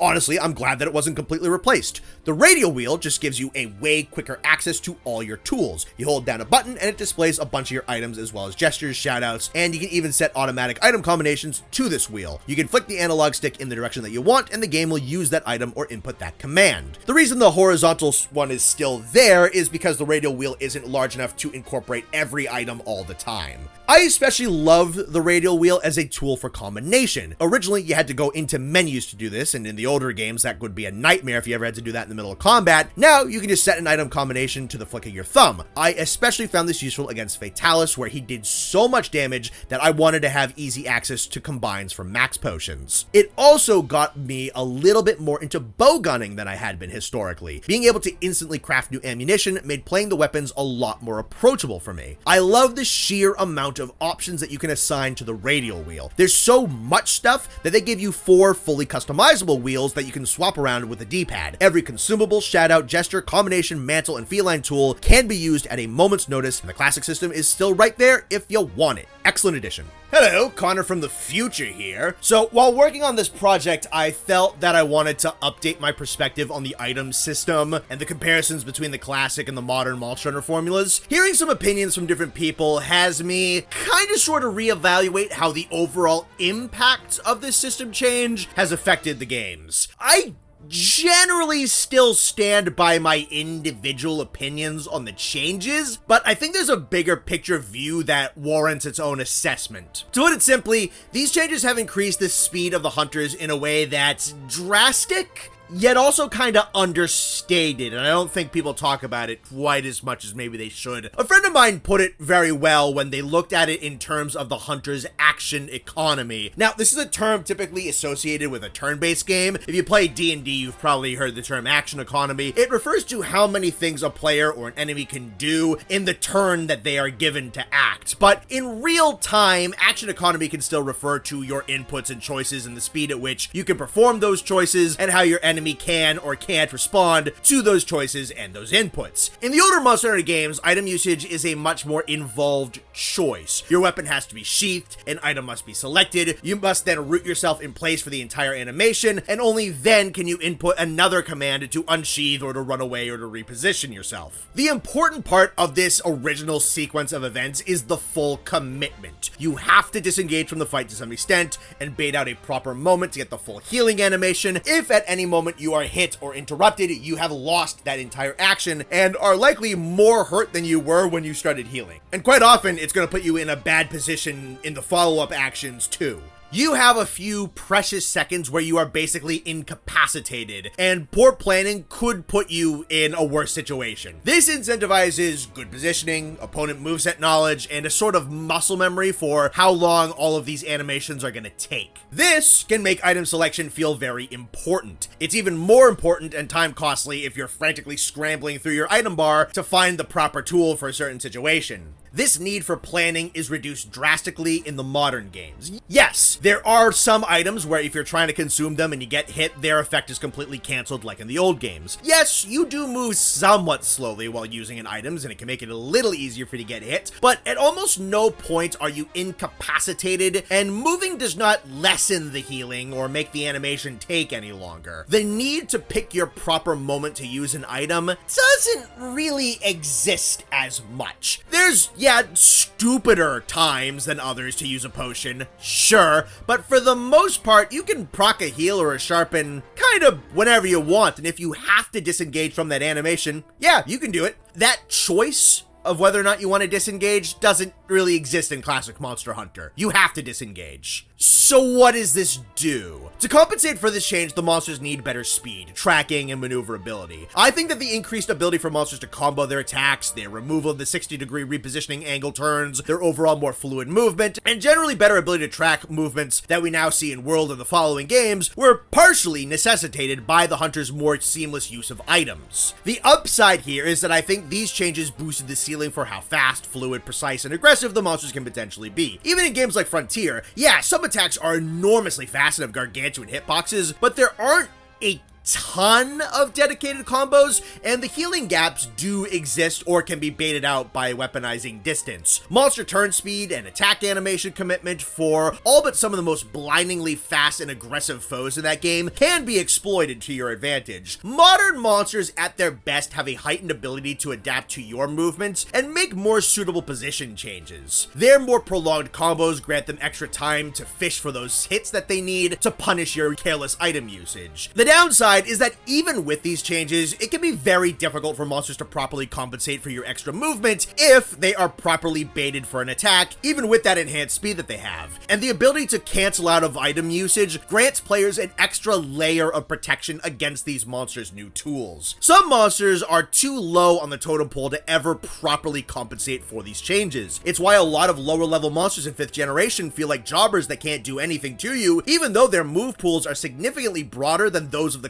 classic early game bosses. It's so much easier for classic monsters to be properly balanced against the classic item consumption system. Some monsters and attacks are larger and faster than others, but due to the infrequency of true combos, classic monsters typically operate off a system of wind up, attack, track you, reposition, wind up, attack, track you, reposition, wind up attack, and then you respond with the attack, the block, the disengage, or the item use that you deem appropriate at that time. Generally speaking, all classic monsters loosely follow that set of guidelines, and it's up to you to learn the individual monster's interpretation of that pattern. It's so much easier for the developers to maintain a consistent balancing act between your abilities and the monster's abilities with that formula. When you diminish that formula, and you, the player, can run around, reposition faster, continuously keep on your feet, and cancel your animations, the range of ability for individual monsters to compensate for that speed varies greatly. Now, here's the thing. When the developers do master that new player speed and design fights that perfectly match the versatility of the modern hunter, it creates debatably the greatest fights in the entirety of Monster Hunter. Arch-Tempered Nergigante, Arch-Tempered Velkhana, Elatrion, Fatalis, some of the Risen Elder Dragons, the vast majority of Primordial Malzenos fight, a lot of the Hazard quests in early Sunbreak, and just to date how long into production this redrafting takes place and how far into things I was going back and just kind of tweaking the script, I would say the final phase of high rank Zoshia are all on that list of bosses that do have those gaps and those openings in those movesets that you need to be able to heal, but they also just have this consistent, heart-pounding, razor-sharp, hyper-accurate stream of pressure upon pressure upon pressure mixed with really high damage that inspires fear and can absolutely catch and punish that poor item usage. It has to be reiterated though, those are some of the hardest battles in their respective games. The classics can keep a much more consistent balance throughout much of the title. Now, I'm gonna give this more fluid action economy of Monster Hunter some defense here. If the developers were a little less afraid about making sure modern Monster Hunter was accessible to new players, there wouldn't be as much of a problem in the relationship between monster and player speed. They could very well just make the modern monsters faster across the board. Speed up their animations a little, accelerate their windups, give them a little less recovery frames. Part of the issue really isn't the new item system's fault. I know we're not reviewing it today, and yet it's getting a lot of praise in this video, but one of the major reasons I really like Sunbreak is that more or less its entire roster got some universal speed and combo structure improvements in contrast to their versions in the base game of Rise. In Iceborne, there's some kit improvements here and there, but the monsters that start slow really kind of just stay slow. Is the classic system perfect though? No, I have stated and continue to agree with the fact that I think some of the difficulty of the classics came from the fact that the old item system is weirdly and obtusely designed. I'm pretty confident in holding that opinion, as there were multiple times throughout the 8 or so years between me starting Monster Hunter and the time World came out where I thought that the old item management system worked against me. This is not a retroactive opinion. Frantic item scrolling took time and mandates some degree of not actually paying attention to the monster you're fighting. Even for fractions of a second at a time, item combinations were a hassle to access, and there certainly were times that it felt like the animation timer for the item consumption animation did not sync up well with monster attack animations. It may certainly be due to poor timing on my end, but there were places and moments, especially in the second generation Monster Hunter games that I've played, where I would bait out an attack in order to heal, and due to a mixture of arena size, monster attack, and movement speed, the length of the eating animation, and the time it took between that animation ending and then the wind-up frames for rolling or running or blocking could make it so that a monster was going to be very easily able to hit me while I was recovering from healing, even when I timed my item at the start of a previously whiffed attack. A way to remedy this would be to use the speed eating skill, which we established earlier would be a little bit expensive to slot in, or to very heavily engage from the fight, perhaps even leaving the zone, adding an extra layer of time consumption to the hunt. Sometimes in classic Monster Hunter, I would find myself in situations where you need to heal, so you need to go looking for time to sheath your weapon, then bait out the proper time to heal, then bait out the proper time to re-engage, and it can lead to these multi-second clusters where you're kind of just running around not doing anything, waiting for your time to act. And I want to stress that happens sometimes. And also, you know, maybe it's just a skill issue on my end. I can admit to that. This does not happen constantly, and I don't want to just drag the classic item system through the mud and say that it's shoddy and takes forever to get through, and again, hyperbolize in the negative, because I really don't think that's the case. This doesn't happen against every monster in those games, and there are plenty of monsters with enormous attack commitments that you can just very easily heal through, like a lot of Wrath Fireballs and stuff like that. But what kind of happens is that these prolonged gaps that I just described are absolutely a semi-common occurrence in the old games. I can respect that the game is asking me to choose my openings well and to not just sheath and heal willy-nilly. You need to be wise about the moments that you pick for that kind of stuff. I just happen to think that there can be a string of a lot of those moments at a time. You need to pick your moment to disengage. You need to pick your moment to sheath. You need to pick your moment to use the item. And you need to pick the item to re-engage. And that can kind of just stack and diminish the feel of the dance. I tend to like how the healing works in the Dark Souls games a little bit more for this reason. Yeah, healing can still be a risk that needs to be waited for, but you have a lot less of just a string of actions that you need to commit to heal in that game. So the dance breaks up so much less frequently. Does that kind of make sense to everyone? I know that's a little odd to visualize, but mostly what I'm saying is that in order to kind of bait out that proper time to heal in the older Monster Hunter games, you need to commit to a lot of different actions that can sometimes have a good amount of frames to them. And without really good, proper, and precise knowledge, which sometimes you have and sometimes you don't, and just really good timing and moment picking on your end, it can feel like you're disengaging for a nice, big, meaty, fat chunk. And that kind of interrupts the flow for me personally. It feels very cumbersome to kind of do that disengagement. Whereas I feel like with Dark Souls, considering the fact you don't have to sheath, you can kind of just get out of the way of the attack, heal, and then get back into the fray of it. It also has that need to really kind of commit to an item usage, but with so much less time commitment to that disengagement. I hope that makes sense. So I don't think either system is entirely perfect. I think one is going to have to make the choice whether they prefer the charm of an impractical and tougher to maneuver item system that has less strength and is easier to build the monsters around, or if they prefer a more ironed out and manicured item system that is sensible in its design despite the fact that said sensibility is more difficult to compensate for. I do think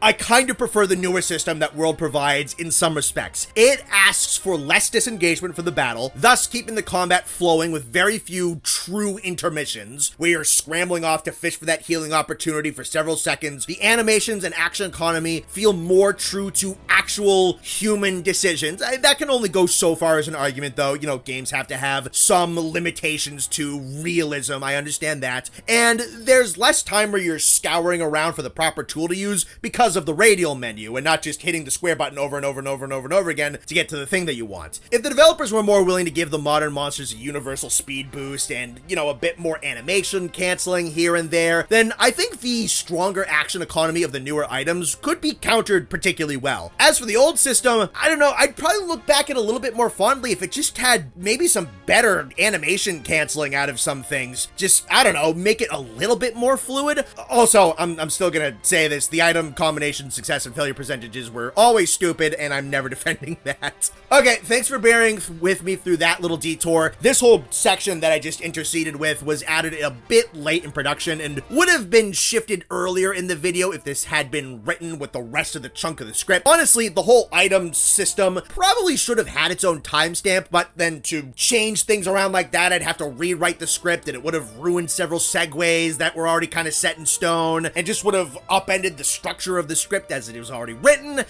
So it is what it is. So now we're gonna go back to the other quality of life changes that World brought to Monster Hunter. You now also have infinite stamina for sprinting when you're out of combat, which is a nice change for a game that has no loading zones and very long corridors and hallways to trek through. They also added an omnidirectional rolling to the game rather than 4-directional rolling, which adds some appreciated extra movement control. Also, thank goodness they finally let Lance and Gun Lance dash forwards. I don't know why they couldn't do that in the old games. It made dodging with them really awkward and unresponsive. World massively overhauled your hunter's notes regarding boss monsters. Originally, it only gave you a brief description, the amount of them you had defeated, and the largest and smallest of their kind that you had recorded. Now, the hunter's notes gives you some tips to deal with the monster's gimmicks and abilities, as well as information regarding their weak points, elemental weaknesses, which parts of the body take more elemental damage, which parts of the body can be broken, resistances to status effects, and both the requirements and approximate drop rates of each monster material that a monster can give. Now, when it comes to weak points and drop rates, World doesn't give you exact percentages like Rise does. Instead, it uses a very rough star system. It's enough information to point players in the right direction for what they want to use against a monster, but it doesn't show the exact math, and with some skills in the game, knowing that math is kind of important.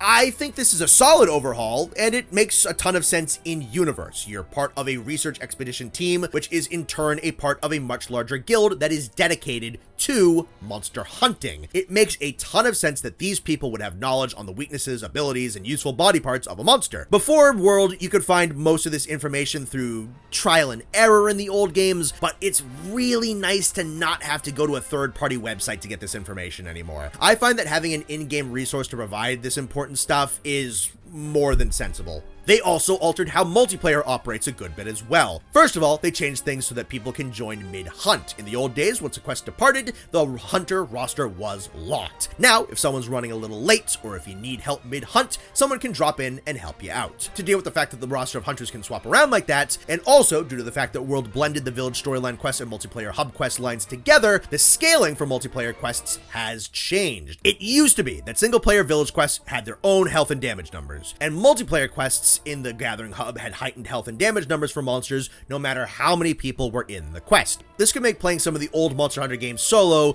much more difficult if you wanted to do the hub quests. In fact, fairly often, G-rank quests were multiplayer exclusive since the village stories only went up to high rank. So if you couldn't or didn't want to do multiplayer in a G-rank game, you had to fight multiplayer scaled monsters by yourself. Nowadays, it just depends on how many people are in your quest. In World, every monster has separate health and damage numbers for 1 player, 2 players, or 3 to 4 players. players. Good change here as well. Makes G rank, now renamed Master Rank, significantly more single player friendly. If players drop in or out, the monster scaling will shift in real time in accordance with the new amount of hunters in the fight. Staying on multiplayer, an SOS flare was added as a usable item during a quest. It's intended to be a help request option if you're struggling with a quest and need people to help you out. It's a nice idea that promotes experienced players joining hunts to assist newer players. The only issue is that already existed. It's called joining a lobby and playing with other people. I find that the SOS flare has a tendency to erode the social aspect of the game, since the party starts separate and then disbands completely afterwards, cutting out all the interaction and communication before and after. Having a big gathering hub doesn't matter so much if you're not gonna be in it with the people you're playing with. Maybe you're just looking to hunt and that's it, but I don't know, I think the SOS flare kind of cuts into the heart and point of a multiplayer game just a little too much. Hopping into a lobby with other people and picking and choosing over quests and hanging out in between missions is a fun component of games like this, and a system that potentially cuts all of that out feels really reductive to me. However, not everyone plays like this, and you can 100% find lobbies if you go looking. I just don't like the flare. It's a shame too, because they bumped the lobby size up to 16 people in World, which is an awesome change. It creates this feeling of people and hunting teams coming and going and shifting around the hunting parties. It makes the hunters gathering hubs feel lively and active, like a functioning location that several hunting teams can operate out of at the same time. When you get a filled lobby with like 12 to 16 people, it's cool to see all the different armor sets and hop between the groups. It's got a kind of a cool social atmosphere to it. They removed the gunner armor class from the game in World entirely. For those of you who don't know, in the old games, just about every armor set had a gunner and blade master version. If you wanted to play bow or either of the bow guns, you had to use the gunner armor pieces. Honestly, removing the system was probably good for gunner weapons, since you didn't have to grind out a whole other set of gear with the same resource costs in order to play them. It's a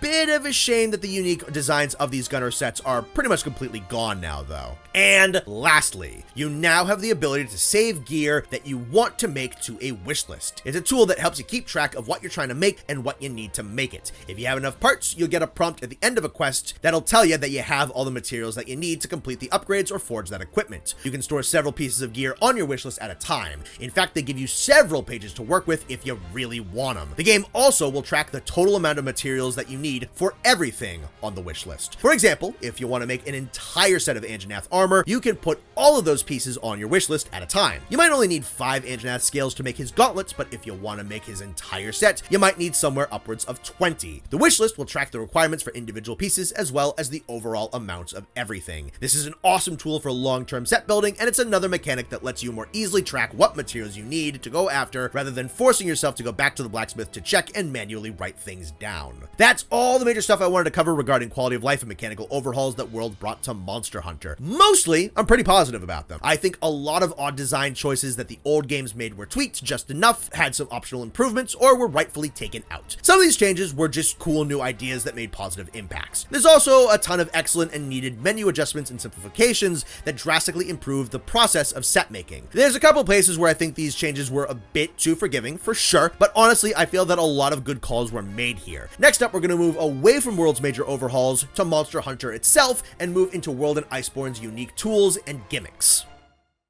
Let's cover the mantle system first. These equipable cloaks offer a variety of temporary buffs. In some cases, several buffs at the same time. Some of these mantles are defensive oriented, others are offense oriented. Some of them have a limited durability, others will break once you draw your weapon, and others have a consistent amount of time where they'll be active. All mantles have an unlimited number of uses per quest, but once they've expired, you'll need to manually unequip them and put them on a cooldown. You can tell how much integrity your mantle has left based on a meter that it has up in the top corner, as well as the mantle itself visually starting to chip and break away with use. In Iceborne, mantles could be upgraded and have their own decoration slots, granting you some extra passive skills while those mantles were up and running. Also tied to the same equipment slots are these things called boosters. They're items that you stick in the ground, and they'll create these little AoE gas clouds that can offer buffs for a limited time. There's a pretty decent variety of mantles as well. You can have the Challenger mantle, which can nab the attention of large monsters, allowing you to guide them into other areas and into fights with other bosses. You've got the Immunity mantle, which can get rid of and then prevent you from gaining negative negative status ailments. The Apothecary Mantle then allows you to increase your status buildup on your attacks. The Rocksteady Mantle basically lets you super armor through all attacks, roars, tremors, and wind while taking reduced damage. The Temporal Mantle has a set amount of charges that lets you automatically dodge attacks. The Ghillie Mantle keeps you hidden from monsters until you draw your weapon. The Evasion Mantle gives you a temporary attack boost if you dodge through an attack with iframes. All 5 elements have mantles that increase your resistance to that elemental damage, and there's a couple of other mantles in there too. And then as for boosters, there's one that gradually regenerates health, one that grants you 50% affinity bonus, and another that clears negative status ailments. The mantle and booster system only really has 2 issues. The first one is barely an actual issue. It does kind of bug me that mantles require that large portions of a hunt are going to result in my cool looking armor sets being 3/5 draped in a tarp. Helmet, chest, and gauntlets completely gone so long as you have a mantle on. Kinda takes a little away from the cool factor of the armors for a little bit. The other much more important issue is that some of these tools are incredibly generally applicable, as well as very powerful. The Temporal and Rocksteady mantles are about as comfy can possibly get, and they can both have some really decent uptime. Both of them can flat out ignore attacks and other interruptions and grant you decent chunks of time where you really don't have to care about what the monster you're fighting is even doing. I definitely fall into this myself, and I think that they kinda have a way of promoting bad habits and laziness. A ton of players run these two, and when I cover the Clutch Claw, it's gonna be even more apparent why this is the case. They're so good in tandem with the Clutch Claw that it definitely homogenizes a lot of people's mantle selection. However, if you're playing optimally, you're probably running the Glider Mantle for its slots, or the Evasion Mantle for its damage boost and synergy with the Longsword. The Impact Mantle also works really good with sticky light bowgun builds. The Health Booster is also basically an infinite Mega Potion that you don't have to stop fighting to use. My take on these is pretty similar to my take on the increased skill list. I don't always maximize for pure efficiency, and I enjoy working in creative and defensive mantles into certain builds when I can, but a lot of times, the Temporal or Rocksteady just feels so simple and so safe that it's really easy to use them and almost nothing else. I think these are probably 2 of the most convenient and casual items that the game has to offer, and I find that they straight up promote sloppy and reckless play styles. I'm 100% guilty of this. I use the Temporal Mantle a ton. At its best though, I think the Mantle system is a creative batch of extra tools that offers you some alternative playstyles and potent defensive options. The Evasion Mantle can incentivize someone to play with iframe rolling more. The Glider Mantle combined with the Clutch Claw can give you a kind of temporary pseudo-aerial style form of fighting a monster. The Health Preservation of the Vitality Mantle can be really effective against monsters like Valhazak that have a lot of area of effect chip damage abilities. The Waterproof Mantle can ignore the current shifts that Namiel can subject you to. There's a lot of room here for creative playstyles and better access to solid defensive capabilities, but the worst that the mantles have to offer, I think, has the capacity to actually negatively impact a player's skill at the game. Next up, I want to briefly touch on the Palico Gadgets in the game. Your cat companions can gain access to several upgradable tools that can be pretty effective in battle. Barring status weaponry and tanking some hits for you, this is the main utility of the Palicos. I'd say that of all the many iterations of Palico support systems and mechanics, the gadgets in World are probably my favorite. There's a really solid grab bag of variety and utility in here, and it's cool to play around with every gadget and check out their mini upgrade tree that makes your Palico more effective as you play the game. Kind of like the Mantles though, there's a super duper comfy option with the Vigor Wasp healing. Your cat has basically 2 different ways to heal you for a really good chunk of your health. With one of them, he just airdrops it to you, and in Master Rank, he can actually give you a free revive on your first death, though the animation's got a ton of end lag and gives you barely any health back. Half the time, this revive just winds up killing you again. Still not great that there's a free revive mechanic though. Honestly, I think World would feel a chunk more challenging and satisfying if they just did away with the bounty of free healing options that it's got. I'm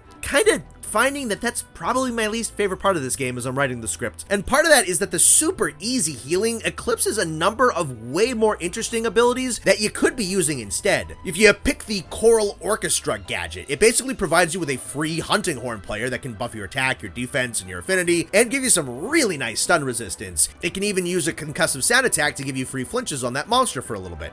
The Plunder Blade expedites part grounding a little bit it and can even help you get some really rare rewards. It's a serrated tool that your Palico can use to hack off and steal monster parts with. The Shield Spire lets your Palico pull more attention away from you and makes him a much more tanky companion. The Flashfly Cage makes your Palico a trap master who can set off shock traps and flash pods. And the Meowitov Cocktail gives your cat a number of explosive damage options. I think my personal favorite is the Orchestra. It's nice to get a small collection of decent but not too overpowered buffs with consistent uptimes, and a couple of free flinches can be incredibly helpful in a tight situation. I rated on my cat for the majority of my second playthrough, and having 2 hunting horns for the price of 1 was really useful, but didn't feel particularly one-sided. I played around with pretty much all these gadgets in my original playthrough of World, and yeah, the Vigor Wasp is super convenient. It made my HUDless gameplay not absolute garbage for this video. I do think that as a whole, it's a really fun system that offers a lot of helpful extra tools. I can sometimes overlook the companion abilities in Monster Hunter, but I enjoyed leveling and toying around with the options provided here with the Palico Gadgets. And one extra mechanic to tack onto this section is the Tail Raider Signal. This is a device that you can unlock in Iceborne, and it's basically a free once per quest summon for allies in the environment. You'll get 1 local small monster and 1 local Linian to come to your aid in battle. Some of the Linians can even have their own versions of the Palico Gadget abilities. These allies will have their own progression bars that you can level up with repeated use, which boosts their survivability. You can gain access to these followers by doing quick optional missions for the Linian tribes scattered throughout the different maps. I enjoy these missions a lot. They're very easy to complete and flush out the continent's world building by delving into some of the cultures of the local inhabitants. And once you befriend all the tribes, you'll gain access to their assistants, their gadgets, and leveling them up as helpers is a neat little bit of busy work that will very naturally and unobtrusively progress as you play. Like the Mantles, there's just one really effective safe option that unfortunately partially obscures a lot of extra super neat abilities, and I would definitely recommend toying around with this mechanic more if you haven't already.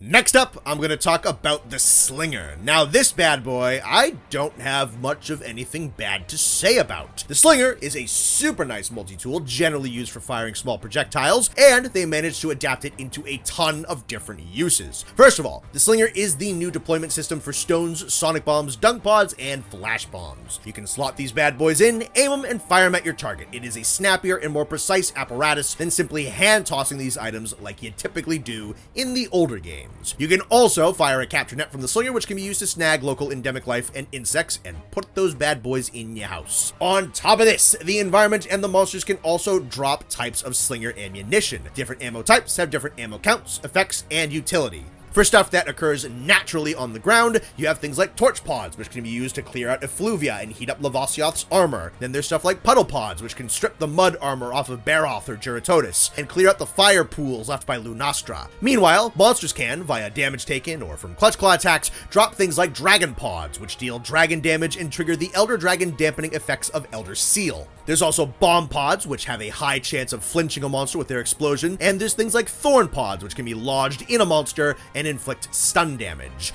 Your Slinger can hold 1 ammo type at a time and will drop whatever is in your Slinger whenever you pick up another type. Thankfully, this is not the case with Flash, Sonic, and Dung pods. They can be applied on top of naturally gathered Slinger ammo and won't replace it. The Slinger also serves as a limited-use grappling hook tool. It has 2 functions here. You can either tether yourself to wedge beetles for traversal purposes, and during a mount, if you are flung from a monster's back when they slam into a wall, you can tether yourself back onto it. I've talked about the wedge beetles before. They're an excellent way to assist in vertical scaling on maps that no longer have loading zones. I would say that the grappling hook on the mount is too forgiving. I mean, if you lose the mount, then you lose the mount, except I'm pretty sure this isn't actually a mechanic tied to failing a mount. It's more of like a little cinematic thing than an actual gameplay mechanic.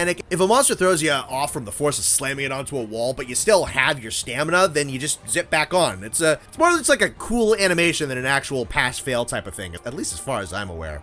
Thirdly, the Slinger was given some additional combat utility for some weapons in Iceborne. For one thing, pretty much every weapon can fire the Slinger with the weapon drawn, so long as a certain button is held down. This is incredibly useful if you need to fire off a quick flint shot or a flash pod or trigger an environmental trap in a pinch when you can't sheath your weapon. And then, a healthy chunk of the weapon roster received new unique attacks and attributes tied directly to the Slinger. For some weapons, like the Greatsword and the Hammer, Slinger burst attacks can be used to shorten the wind-up of certain combos or charge attacks, while also having a decent chance of flinching a monster. Alternatively, the dual blades and switch axe can use slinger burst attacks to perform evasive dodge maneuvers. Still, other weapons like the gun lance and bow can incorporate the use of slinger ammunition into the use of special attacks. I'm sure you'll see in the gameplay that I forget about these moves a lot. I know, I don't play these weapons optimally, I'm sorry, but I do think it was really cool of Iceborne to take what was just a little multi-tool and broaden the usage of it into more the general combat. It makes the slinger feel less like a novel little accessory and more like a thought-out part of the game, even if I forget about that aspect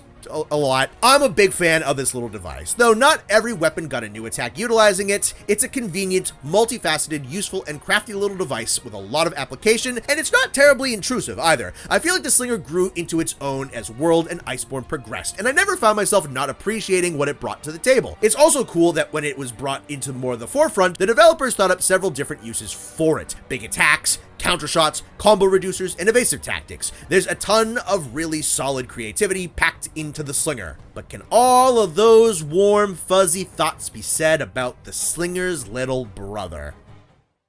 The Clutch Claw is contentious. It's loud, it's very important, and it kinda knows that it's very important. Oh, sure, it can be a lot of fun, but it's very needy, very demanding. It insists upon itself. But at the same time, I'm not someone who's overtly in the camp of Clutch Claw bad. The Clutch Claw is Iceborne's big new idea. Basically, the team looked at the very limited grappling hook capabilities of the Slinger and said, what if we make that a whole mechanic on its own? So, with this Clutch Claw, you can latch onto different monster body parts and attack those parts in an attempt to create Slinger ammo or soften those body parts into temporary weak points for the monster. About half the weapons can create these tenderized weak points with one single successful tenderizing attack. These are typically the heavier, slower weapons. Most weapons need to successfully perform this attack twice on the same body part to create said weak point. Or, those weapons need to successfully pull off a Clutch Claw attack in the midst of their combos to pull off the tenderization in one singular attack. For weapons like this, their first tenderizing attack will instead drop Slinger ammo. A number of the weapons who drop Slinger ammo in this way actually use the Slinger in their combat, as described in the previous section.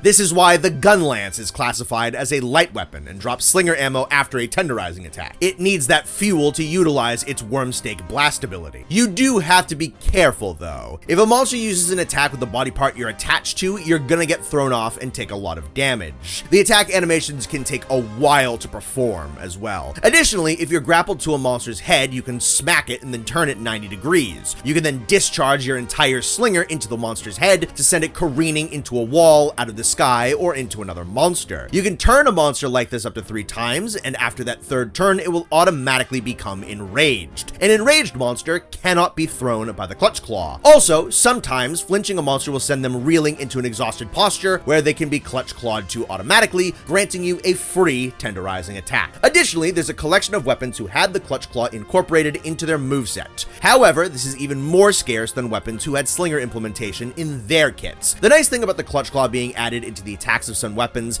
is that it's mostly added to weapons who need to pull off 2 attacks to properly tenderize a part. The Insect Glaive can fire off the claw in the midst of its air combos, and the Sword and Shield can perform a grappling uppercut to grab onto monsters out of a roll. There are a few weapons like the Switch Axe, which can grapple out of an elemental discharge, and the Lance, which can grapple counter off a certain block, that can get a full tenderize in a single hit either way. It's very nice that a few of the weapons that need to pull off more Clutch Claw attacks to create the weak point have the ability to go for these tenderizing attacks mid-combo, though I find the distribution of this ability very oddly placed. I feel like it would make more sense if all the weapons who need to perform 2 consecutive tenderizing attacks had the ability to weave the Clutch Claw into their combat. And as much as I adore the Lance counter guard grapple, I'm not sure why the ability to Clutch Claw in an attack was given to some weapons who only need to land 1 tenderizing move to create a weak point. Now, all this stuff so far, I kinda like. You need to attach yourself to a monster and choose a place and time time where you can safely pull off a very long animation, and the reward is a temporary weak spot. Alternatively, you can latch yourself onto the head of a monster, which it's going to use to attack pretty often, in an attempt to toss it for a really big knockdown, and there is a built-in system to prevent that ability from being abused. There's some skill to that. If you're trying to tenderize a monster's body part, you have to choose your battles pretty well. Some of the more relentless monsters will give you very few openings to hit their head. Typically, what you want to do is clutch claw onto a monster while they're in the middle of an attack animation that is not using the body part that you want to target. You can abuse those committed frames to more easily pull off the attack. The rage mode lockout of the throw move and the fact that doing a throw accelerates a monster towards rage balances out this incredibly powerful ability to get a guaranteed knockdown. And the ability to flinch a monster into a free clutch claw attack grants you some leniency and consistency with the mechanic that you may not always get depending on the monster that you're fighting. Savage Devil Joe comes to mind as one monster that is incredibly difficult to clutch claw without this staggered stance. There's some planning that needs to go into using the clutch claw. You can potentially take a lot of damage if you use it unwisely. You need good positioning to use its most powerful ability. That free knockdown has a contingency to prevent its abuse. There's some skill and proper timing needed to weaken the parts that you want to weaken. At least in theory. Sometimes you can be thrown off of a monster by attacks that feel like they have nothing to do with the body part you're attacking, and some monsters that are hyper-aggressive can be flinched pretty easy, which allows you to still be able to get consistent tenderizing attacks against them. Also, Capcom wisely buffed the clutch claw later on in the game's lifespan, letting the tenderized weak spots last for 3 minutes as opposed to the original 90 seconds, reducing the need to endlessly spam the claw for consistent damage. On paper, and sometimes in execution, this is a pretty nuanced system with its own gives and takes and strategizing needed to use it efficiently. The problems with the clutch claw lie in what exists around the clutch claw and what the clutch claw caused. To put it simply, the clutch claw is very potent. It has built-in weaknesses for sure, but it is an extremely effective tool. The problem is twofold. One, the developers didn't merely make the clutch claw powerful. They made not using it less effective than it normally would have been. 2, World gives you a lot of tools that bypass or take advantage of the clutch claw's weaknesses and contingencies. Understanding these 2 points is so important that the clutch claw immediately becomes extremely demanding when it comes to the gameplay loop of Iceborne and set building within it. First point, successfully tenderizing a body part makes that area a drastically better hit zone. You are missing out on a lot of damage if you are not attacking a softened part. This is partially due to the tenderizing mechanic's numerical effects, and partially due to the fact that developers made the regular hit zone values of the monsters worse to incentivize you to use the clutch claw. Tenderizing works with a pretty simple equation. You subtract the original hit zone value from 100, divide that by 4, and then add the original hit zone value to the result. So, say a monster's wing has a hit zone of 30, meaning the wing will take 30% of the damage the attack would normally deal. Tenderizing that wing will give it a hit zone of 47.5. That means your weapon went from doing less than a third of its damage to almost half. Also, since the hit zone is better than 45, you can now activate the weakness exploit scale by hitting this spot, something you could not have done otherwise. Not only did the developers make the monster's regular hit zones worse to incentivize using the clutch claw, but they changed how the weakness exploit skill worked. In base game world, max level weakness exploit increases your critical hit chance by 50% when hitting a weak enough spot, that being a hit zone with a value of 45 or higher. Iceborne changed this so that you're only getting 30% affinity unless you're hitting a tenderized part, which then gives you the full 50% that the original version of the skill gave you. And remember that Iceborne generally has worse hit zones for monsters than base game world, so even if you're not tenderizing, there's not a lot of hit zones in that game that start at a base level of 45, so you're probably not even gonna get weakness exploit to even activate in the first place if you're not tenderizing. The way this math pans out means that refusing to tenderize monster parts results in our damage being much lower than it should be, and one of the best skills in the game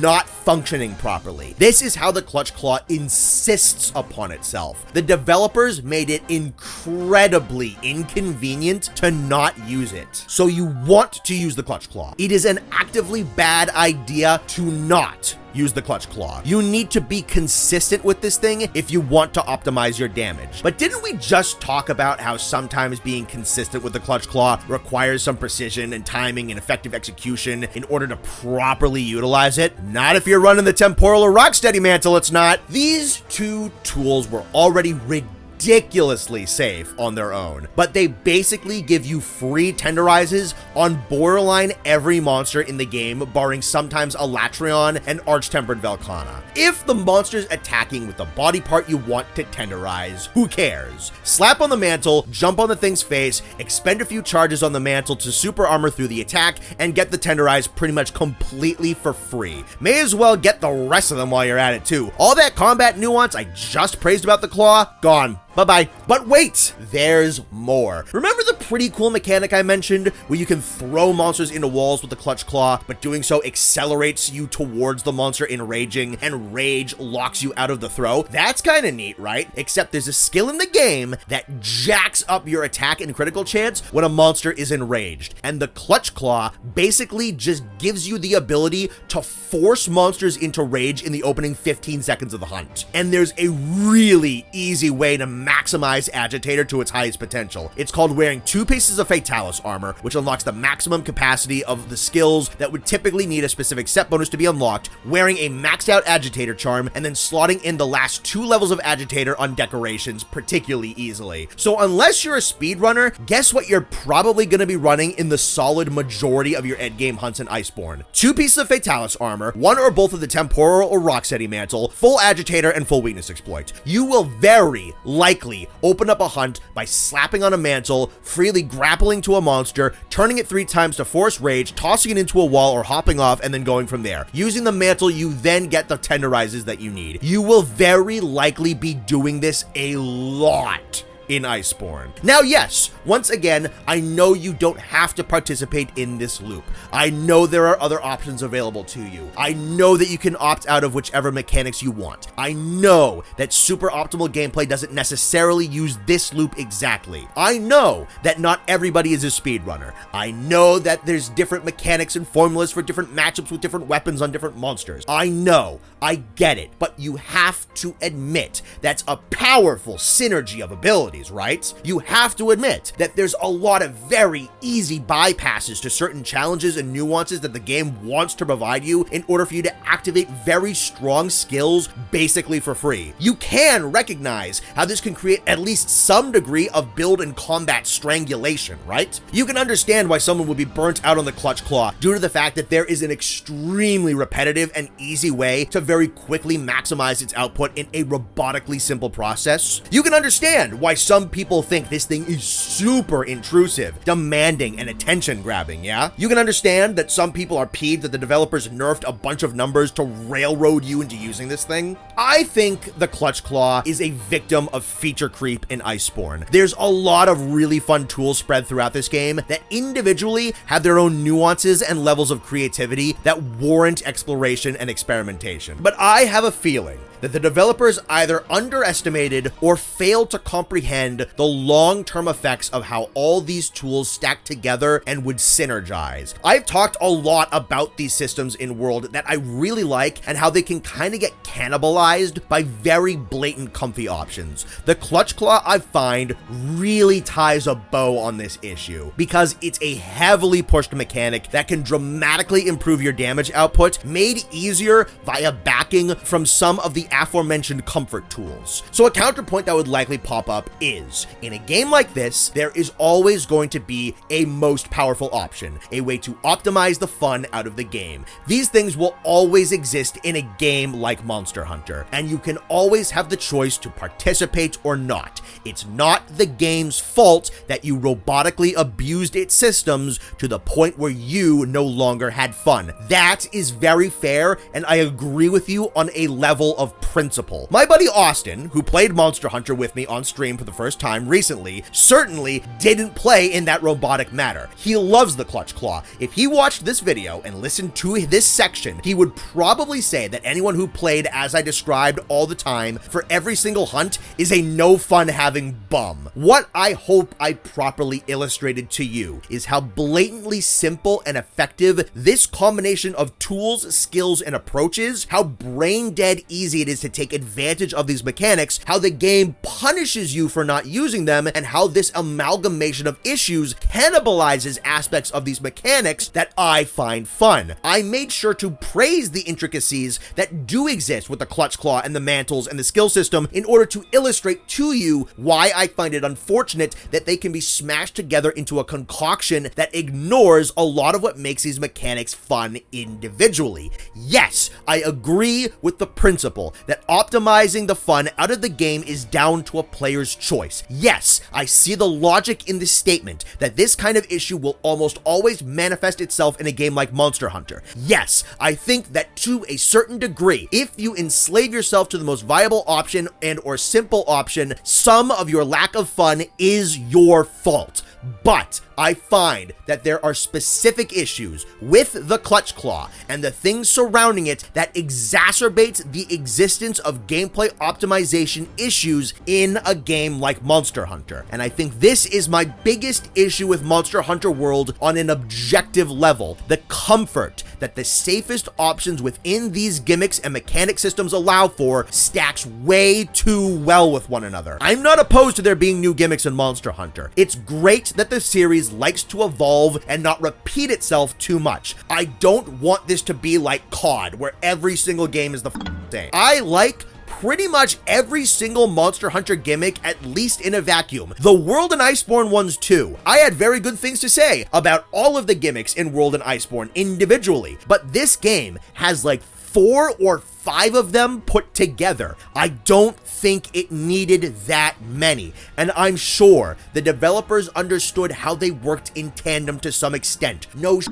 They made the game and play tested it, but I think some oversights and overtly bad choices, like the hit zone nerfs especially, created some issues that resulted in more railroading towards the gimmick than most Monster Hunter games usually deal with. And that sucks for a game like Monster Hunter, which prides itself on having a ton of available and customizable playstyles, and it sucks for a game like World and Iceborne that has one of the biggest arrays of biggest playstyles and customization abilities. And things like the gadgets, the mantles, the slinger, and the clutch claw were supposed to and 100% can broaden those playstyle options. That is typically how I play. On a subjective level, even though I can occasionally find myself picking the convenient options for expediency's sake, I've had a blast noodling around with all of these tools and contraptions and just kind of seeing what I can make out of them. There's so many times in this game where I'll do something along the lines of, say, baiting out a Rathian's tail backflip so that I can exploit those frames to clutch claw under her head and weaken it, only to then hop off and throw on the evasion mantle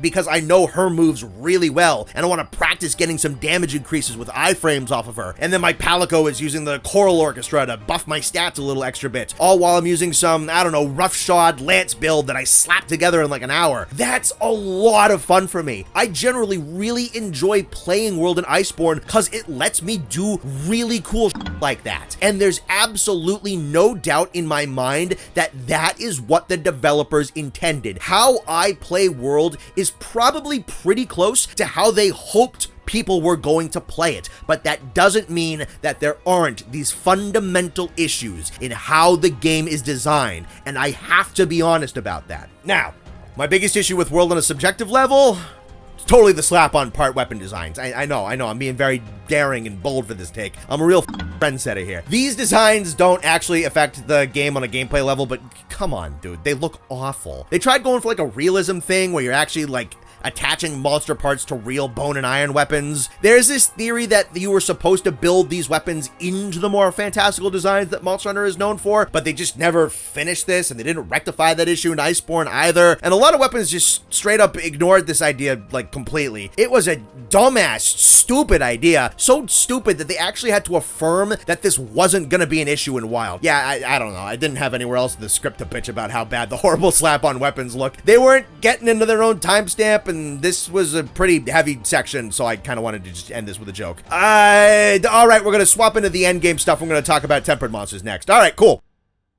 So, the tempered monsters are what's going to make up the bulk of your endgame in both base game world and in Iceborne. And the thing about tempered monsters is that, well, they're kinda just too mid to have a super strong opinion on. I touched on how they function a little while earlier. The only real difference between a tempered monster and a regular monster is that the tempered version's model is shaded a little bit darker, it gains an attack increase, and its maximum health is buffed by about 15 to 20% depending on the monster and the quest type.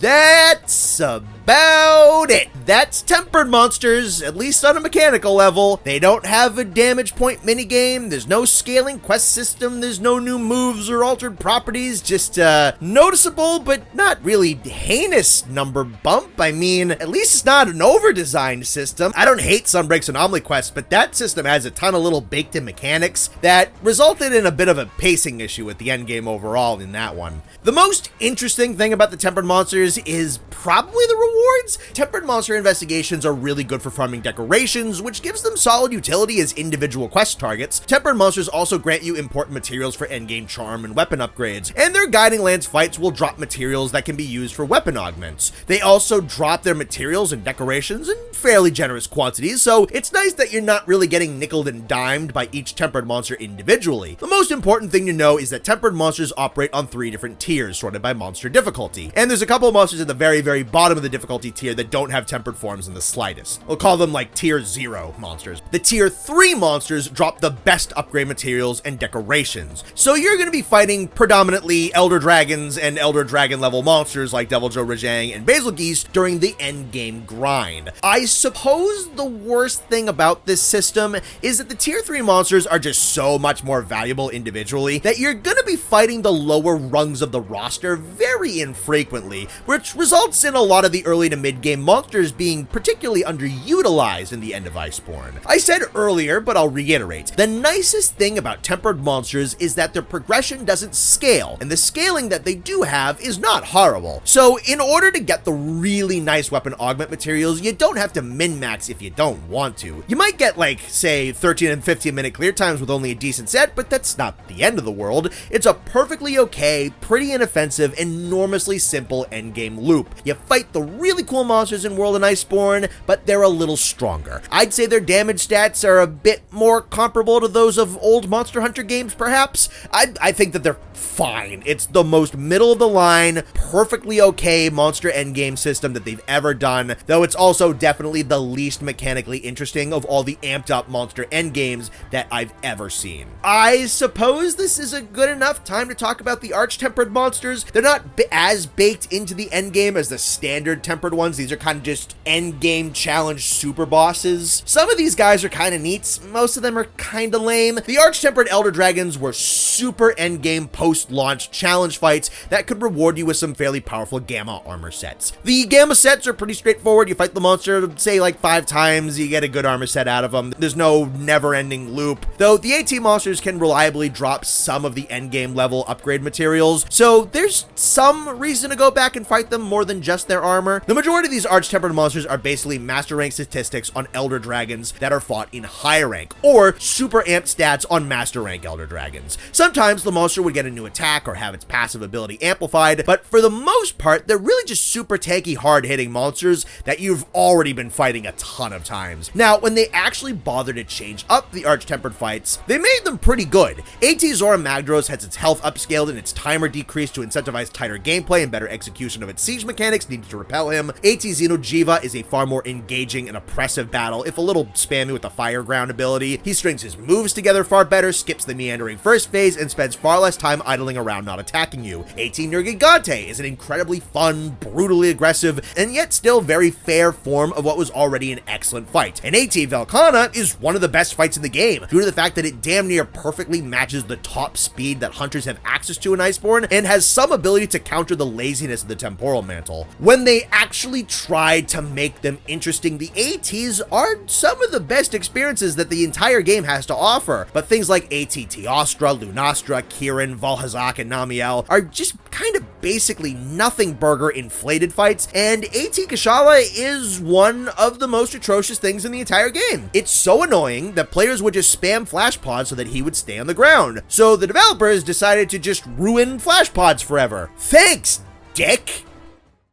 Sticking with the endgame content of Iceborne, let's talk about the Guiding Lands. We'll touch on the weapon augment system a bit as well, since the two are intrinsically linked. I'll talk about the map itself in more depth later, but long story short, the Guiding Lands is a gigantic hunting ground composed of the biomes of every single other map in the game. So naturally, you can fight just about every monster here. It's one big, endless hunting ground where you and your buddies can relentlessly slaughter animals to your heart's content, and there's very little need to go off to another map. The Guiding Lands is a sort of expansion on the expedition quests that you had access to since base game world. These are also endless huntathon quests with no set goal, life count, or time parameters, but they're sequestered to individual maps and that map's respective monsters. The Guiding Lands is a giant melting pot version of the same concept. The main draw here is that monsters will drop and can be carved for unique materials that are used for the weapon augment system, as well as some other stuff like layered armor sets. The Guiding Lands are pretty nice about handing these unique drops over to you as well. Most flinches, part breaks, and wall throws will drop shinies with Guiding Lands materials, and carves will grant you these as well. What's also nice is that the Melder will allow you to convert some Guiding Lands parts into others if you have excess of one and not enough of another. This mechanic comes in handy because you're predominantly going to be grinding tempered monsters out in the Guiding Lands. Tempered and non-tempered monsters each have their own different materials, and since you're going to want to focus the tempered monsters for their better rewards, the Melder provides you with a way to downscale some of your materials into non-tempered versions of themselves, or into the parts of lower tiered tempered monsters. Basically, the developers know that you're going to want to focus fire the tempered elder dragons in the gameplay, so they give you the tools to turn their materials into lower level stuff, since you'll be farming the lower tier monsters a lot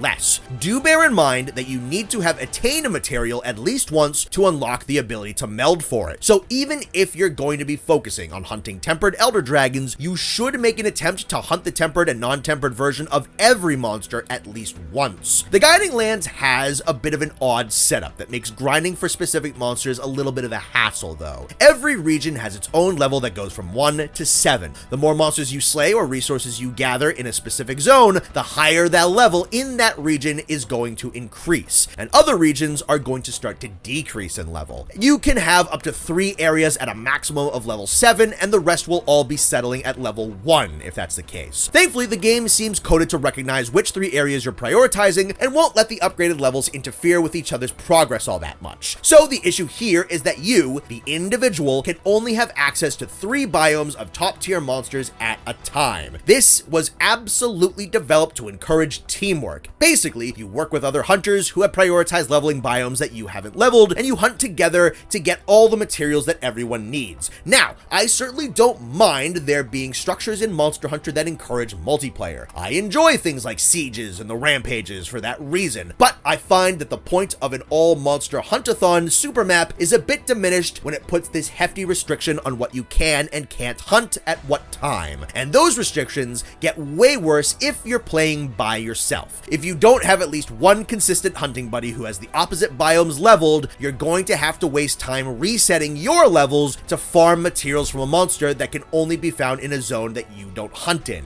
This was especially obnoxious when Iceborne first came out, but thankfully there has been a list of features at release and in post-launch updates that have made searching for more specific monsters a bit easier. First of all, you can, through hunting and melding, earn lures for certain monsters. If you don't want to rely on RNG in the Guiding Lands to give you the monster that you need, you can meld for an item that will force spawn that monster. You can spawn any monster so long as you have a lure for it, even if the biome is at too low a level to typically spawn that monster.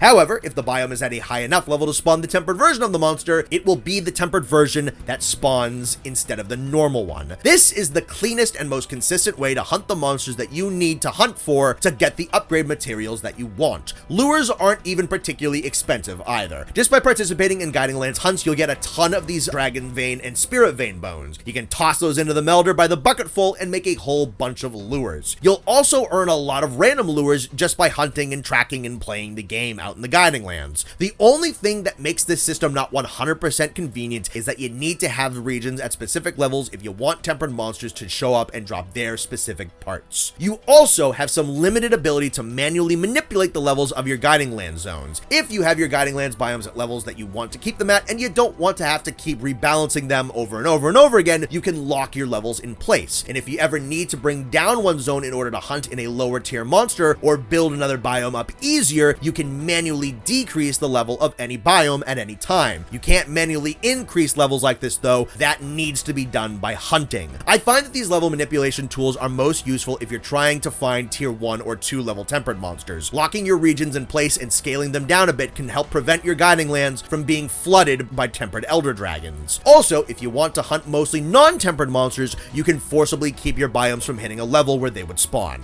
The thing one needs to realize about the Guiding Lands is that it's a system that is designed to feed into itself. The more and more you hunt, over and over and over, the more materials you have access to that you can send back into the system. If you understand how to play the game, you can recycle stacks of materials gathered throughout your hunts and turn them into lures and into augments and other materials that you haven't grinded for. There's a lot of nice convenience tools here, and the melder is incredibly important to maximize your usage of the Guiding Lands, especially in Iceborne's post-launch state. But the Guiding Lands is still messy. Things like the leveling system for the Guiding Lands, how you can only have so many regions at max level, how having a region at a set level alters the spawn rates of certain monsters, and the fact that you can lock yourself out of hunting non-tempered monsters at certain levels results in you having some blockage and obstacles towards focusing the monsters and materials that you really want. I find that the biome leveling system needlessly overcomplicates how the Guiding Lands functions. What I think created this issue in the first place is how the augment system works. Augmenting a weapon means using Guiding Lands materials to improve the weapon statistics beyond what its upgrade tree can usually boost it to. You have control over how these stats change. The augments themselves aren't particularly interesting. You increase the weapon's raw attack, defense, sharpness, decoration slots, affinity, or elemental and status values. The only pretty cool option that augmenting gives you is to make it so that landing your hits with your weapon gives you some health back. It rewards playing smart yet aggressive and keeping your weapon drawn instead of sheathing to heal with an item. Every augment takes up a certain amount of slots, and you can use Guiding Lands materials to increase the amount of slots that you have access to. The way things are set up, weapons of the same rarity have the exact same material costs for their augments. So, if you want to put an attack augment on a Ruiner Nergigante lance, it'll cost the exact same materials as putting an attack augment on a Fatalis hunting horn, since they are both rarity 12 weapons. Weapons that max out at rarity 10 or 11 have their costs shared as well. Since these are weaker weapons, they require materials from easier monsters to fully max out. This kind of takes some fun out of the Guiding Lands. You're mostly going to be wanting to augment your rarity 12 weapons since they usually have the best overall numbers. Each weapon's obviously different and may need some slightly different augments to really max out their respective numbers, but a lot of the time you're going to want those health regeneration augments. Attack and crit are often very necessary as well. Sharpness and element augments are super weapon dependent, and defense and slot augments are very rarely used. So you're going to be putting a lot of the same augments on a number of different weapons, and it's very likely that those augments are going to have the exact same costs, meaning that despite having this huge selection and buffet of monsters to fight at all times, you're going to be luring out the same monsters a lot. If you want those health augments on your rarity 12s, and you do want those health augments on virtually every single rarity 12 weapon that you're going to be augmenting, you are going to be fighting a lot of tempered Namiel and regular Zinogre. I know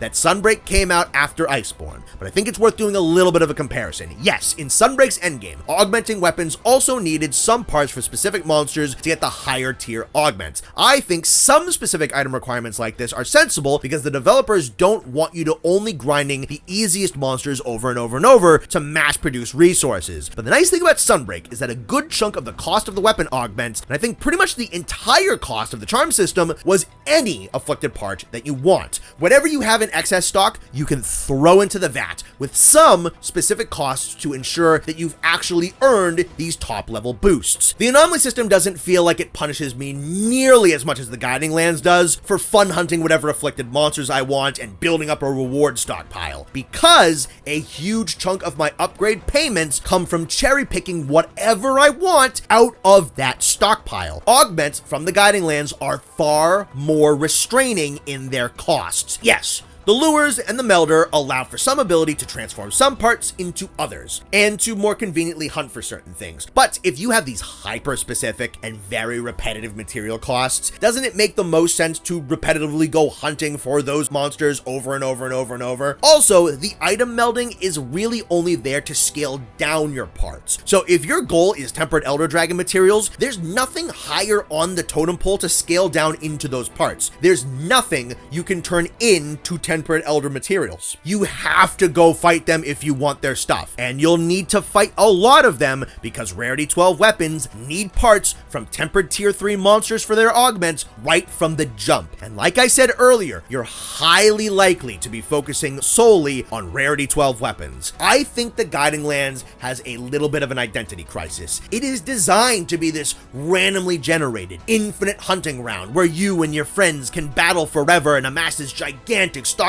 of rewards that you can then melt down into augments and layered gear and lure to go make other stuff and fight other monsters with. It's this big whirling cycle of free hunting and recycling over and over and over and over without the hassle of endlessly loading into and out of quests. But if you really want to get the best upgrades for the best weapons, that free hunting is an active detriment to your progress. You need to focus on a select group of the same monsters over and over and over and over if you have any hope of getting multiple weapons in a tip-top shape. I chiefly blame the fact that the developers didn't think to price the weapon augments in a way that incentivized hunting lots of different monsters for the issues with the Guiding Lands as a whole. If it wasn't for the fact that you constantly need to hunt the same monsters to get the same augments, then I don't think the Guiding Lands would have needed its convoluted leveling system and all of its caveats and control options. I believe that overspecified augment material costs resulted in a domino effect of mechanical sludge that made the loop a chore to manage, especially if you play solo. I'd suggest a few ways to make the system better, but as I was saying earlier,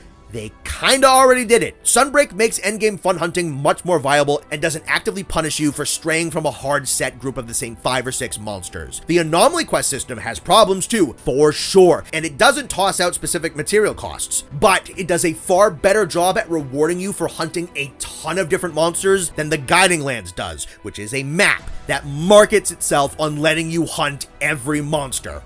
Yeah, the Guiding Lands makes for a flawed endgame loop for sure. Its biggest issue mostly lies in how its augment system works and how repetitive its material costs are. If they just made it more rewarding to diversify your targets, allowing you to get a lot of bang for your buck while passively fun hunting, then the idea of a giant, endless, multi-biome hunting ground would be a really sick idea and not just kind of a novelty. The very inexpensive and spammable lures, as well as melding for lower materials, does a good bit of work preventing the Guiding Lands from being a hyper-repetitive slog, but those features don't completely erase the problem. I think if the developers can get an endgame system together that works in a big, seamless, and endless hunting ground system like the Guiding Lands, as well as upgrade materials that can be used in unspecific bulks to upgrade weapons like in Sunbreak, you might have a pretty solid endgame loop on your hands. And then, semi-related to endgame gear, let's cover the siege mechanics next.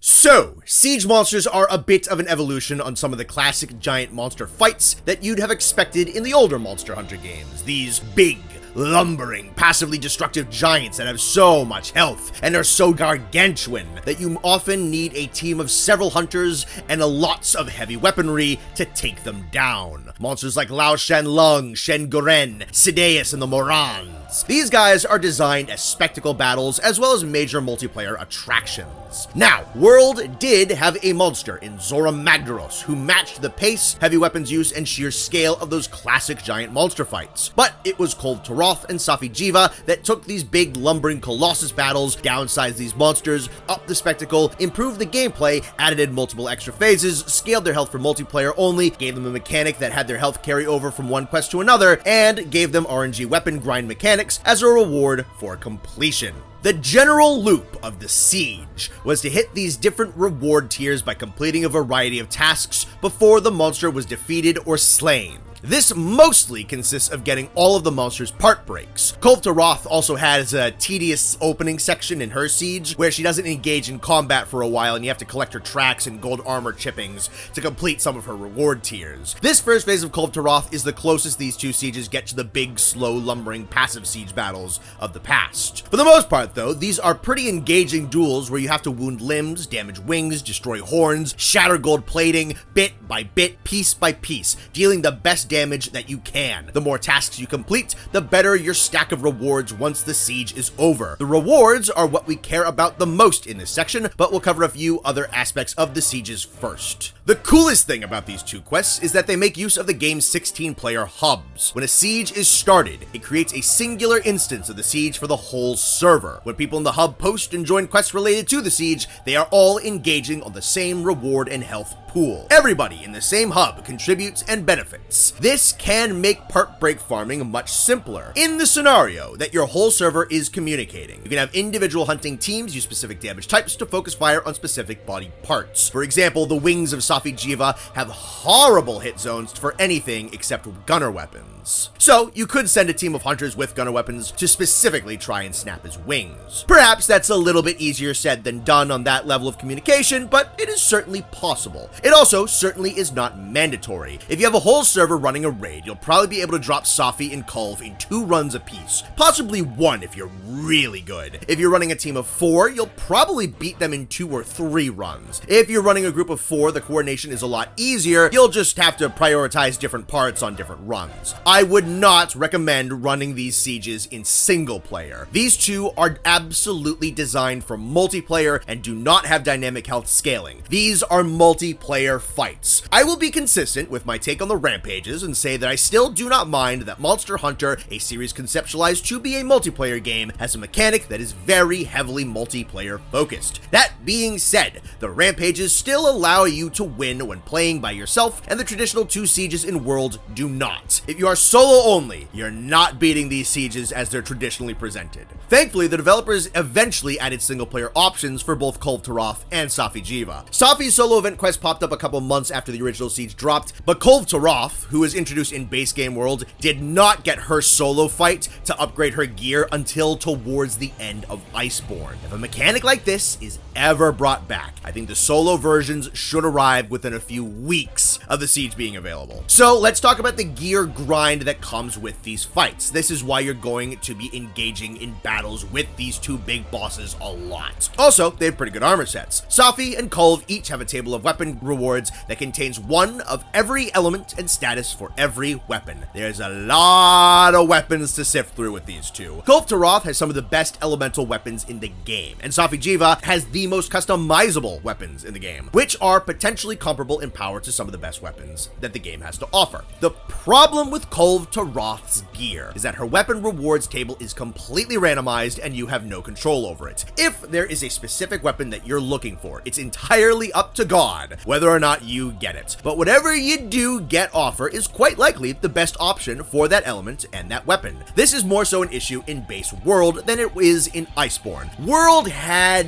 pretty bad element distribution amongst its monsters, and some weapons just didn't have good options for certain elements. So Kulve Taroth showed up and filled in all those gaps, but the drops were, again, completely random. In Iceborne, the distribution of elements is much better, and most weapons have a solid option that aren't Kulve for every element. It's for this reason that I'm fairly forgiving that some of the best element weapons are tied to RNG. In a lot of cases, if you can't get the Taroth weapon that you really want, there's still a perfectly good option available to you, and you really won't miss out on that much damage. There's still a couple of gaps in that logic though. With Safi'jiiva, they wisely made it so that you are guaranteed at least one weapon drop of the weapon that you used when you slayed him. This makes specific weapon farming off of Safi'jiiva much easier. You will get the weapon that you're looking for eventually. It might take you 3, maybe 4 runs to get what you're going for, but that's about it. Call of Taroth could go for way longer if you were unlucky. And that's about it. His RNG comes down to his weapons customization. You can pump these items called Dracolite into Safi's weapons, and then you'll roll on a table of buffs. Every time you re-roll the buffs, the weapon will store potential and give you the potential of getting better buffs. Every time you re-roll the buffs, the weapon will store its potential and give you some stronger buffs on the next roll. When you choose to store a buff that you're given, the table will then reset back to 1. You can choose to trade out a weaker buff with a higher version of itself, and you can stack the same kind of stat buff on top of each other. The coolest thing about Safi'jiiva weapons by far is that you can equip them with monster armor set bonuses. You can make some otherwise impossible set bonus combinations, transforming these weapons into essentially a 6th armor piece. This is super cool, and the potential for these combos is awesome. And the RNG on Safi's weapons is usually pretty kind.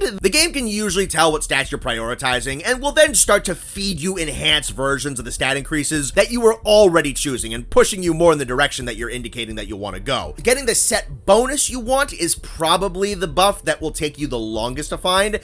If you watched my world live streams, you will know that I maxed out the potential of a hunting horn I was trying to get Teostra set bonus on, and I drove myself mad trying to get it and had to reset the potential table to finally get it. So, Safi's weapons are usually pretty nice, but not all the time. Safi's RNG will skew in your favor, which makes it much better constructed than Call of Taroth's RNG, even though Safi's weapons are more complex. Also, Safi weapons, at least with Iceborne completed, do not make for the best weapons in the game. They are competitive with Fatalis and Raging Brachydios for potential raw damage, and they are competitive with Call of Taroth and some other monsters for element, depending on how you want to build your weapons. But with the Safi weapons, you don't have to put in a ton of grinding and suffer through a ton of RNG to get weapons that are clearly far and away better than everything else in the game. That's not an issue with these weapons. So Safi's weapons are at their best when they're experimenting with niche and otherwise impossible set bonus combos. Their biggest issue is that investing into any one Safi'jiiva weapon is fairly expensive on your Dracolite, and if you have a couple of ideas for builds with them, it's gonna take you a couple of runs to get all of those weapons where you want them to be. With Kolv, you get your weapon and then you're done. Nothing beyond that. There's just no control behind what you get. I like the sieges overall. The RNG doesn't particularly bother me all that much, because even if I really wanted to min-max my armor sets, then yeah, the Call of Taroth RNG is a bit annoying, but there's almost always going to be an on-par, if maybe slightly worse replacement for pretty much all of her weapons. In most cases, you don't need Call of Taroth in order to be elementally viable, but she will often give you a slightly better option. And Safi needs a fair bit of investment, but the RNG will usually skew in your favor, and it's better for making unique sets than it is for making the best gear in the game. We're not talking about this aspect yet, but I also really enjoy both of the fights. Save for Phase 1 Call of Taroth. I like mechanics in Monster Hunter that are built around multiplayer, teamwork, and huge spectacle, though I do think the single-player versions of these fights took way too long to show up. I find the battles enjoyable to run several times in a row. If sieges ever do come back, I don't think they need to change the reward system too far from how Safi's was executed. I get having some RNG to promote several runs on the raid, but they should keep it so that the RNG works with you so that you're not wasting time on runs that give you nothing that you want. I think Safi'jiiva's specific raid does a pretty good job of still having a kind of MMO raid boss RNG type of system, while still fitting in with Monster Hunter's ability to reward you with specifics for what you're going for and still respecting your time, better than Call of Taroth's completely random table. I have some great memories of running both of these raids with fans and with friends, and I am super happy that they were implemented. There's some imperfections, but I genuinely enjoy both of these inclusions to Monster Hunter. Before we wrap things up with the game's mechanics, I'm gonna go over a couple more general game features that will not be getting their own timestamps. Alright, going down the list. First things first, the investigations make for a really great set of quests. They will pretty much replace traditional optional quests for you completely. They all have some level of random generation to them. A randomly generated target monster, randomly generated additional monsters for the main targets. They might give you more money, less lives, different resource points, less time, different maps, and a set of guaranteed rewards with different rarities. These quests can be excellent for grinding for rare parts, as well as grinding for parts that are dropped very infrequently via part breaks. Tempered investigations can also drop a ton of decorations for you. This is the most effective way to part grind and prevent some of the classic Monster Hunter horror stories of hunting the same monster 20 times to get a singular rare drop. When you're not out in the Guiding Lands or doing specific event quests, you will likely be doing investigations. They do an excellent job of helping you with the traditional Monster Hunter part grind. Expeditions were covered a bunch of times in this video, but they're another great addition. They finally actualized the Moga Woods concept that Tri introduced, letting you freely hunt monsters basically forever. This is where it was a great idea for you to be able to freely restock your items. The expeditions allow you to soak up every single little detail of the maps, the monsters, the ecology, the layers, the small nooks and crannies. I believe that the expeditions were necessary for World, as it allows for the giant seamless maps to be properly explored and enjoyed. If you're looking to just play Monster Hunter for the sake of playing Monster Hunter, expeditions are awesome optional content. Event quests being on a cycle is inferior to the classic system of event quests being downloaded and then permanently accessible. Thankfully, with the current state of the game, you pretty much have access to all your event quests all the time now, but as the game was running, it was kind of annoying that there was temporary inavailability to them. The window to do these cycling events was generous, but it still kind of feels a little FOMO-y and is mildly annoying. I am generally a fan of the seasonal events they ran in the Gathering hubs. It's a cool aesthetic change for the hubs themselves, and the art team did a great job with all of these retools of the place. They also changed up the hub music and the outfits for the handler and the people who work there. These events also brought in their own armor sets and fireworks and new layered armor sets and new event quests. There's a cool festive feel to the place, and it makes the game just have a lively sense to it. I will say the season events made World feel a little bit more MMO-y. There was daily login bonuses and challenges to incentivize that you log in and run through a couple events every day for the 2 weeks that the event was active. I don't hate this, but I'm also not like super crazy about a game like Monster Hunter wanting me to log in every single day. Not for any super strong reason, it feels odd. You do get some nice rewards for doing those daily tasks though, lots of tickets that can be used for decorations and item melding and whatnot.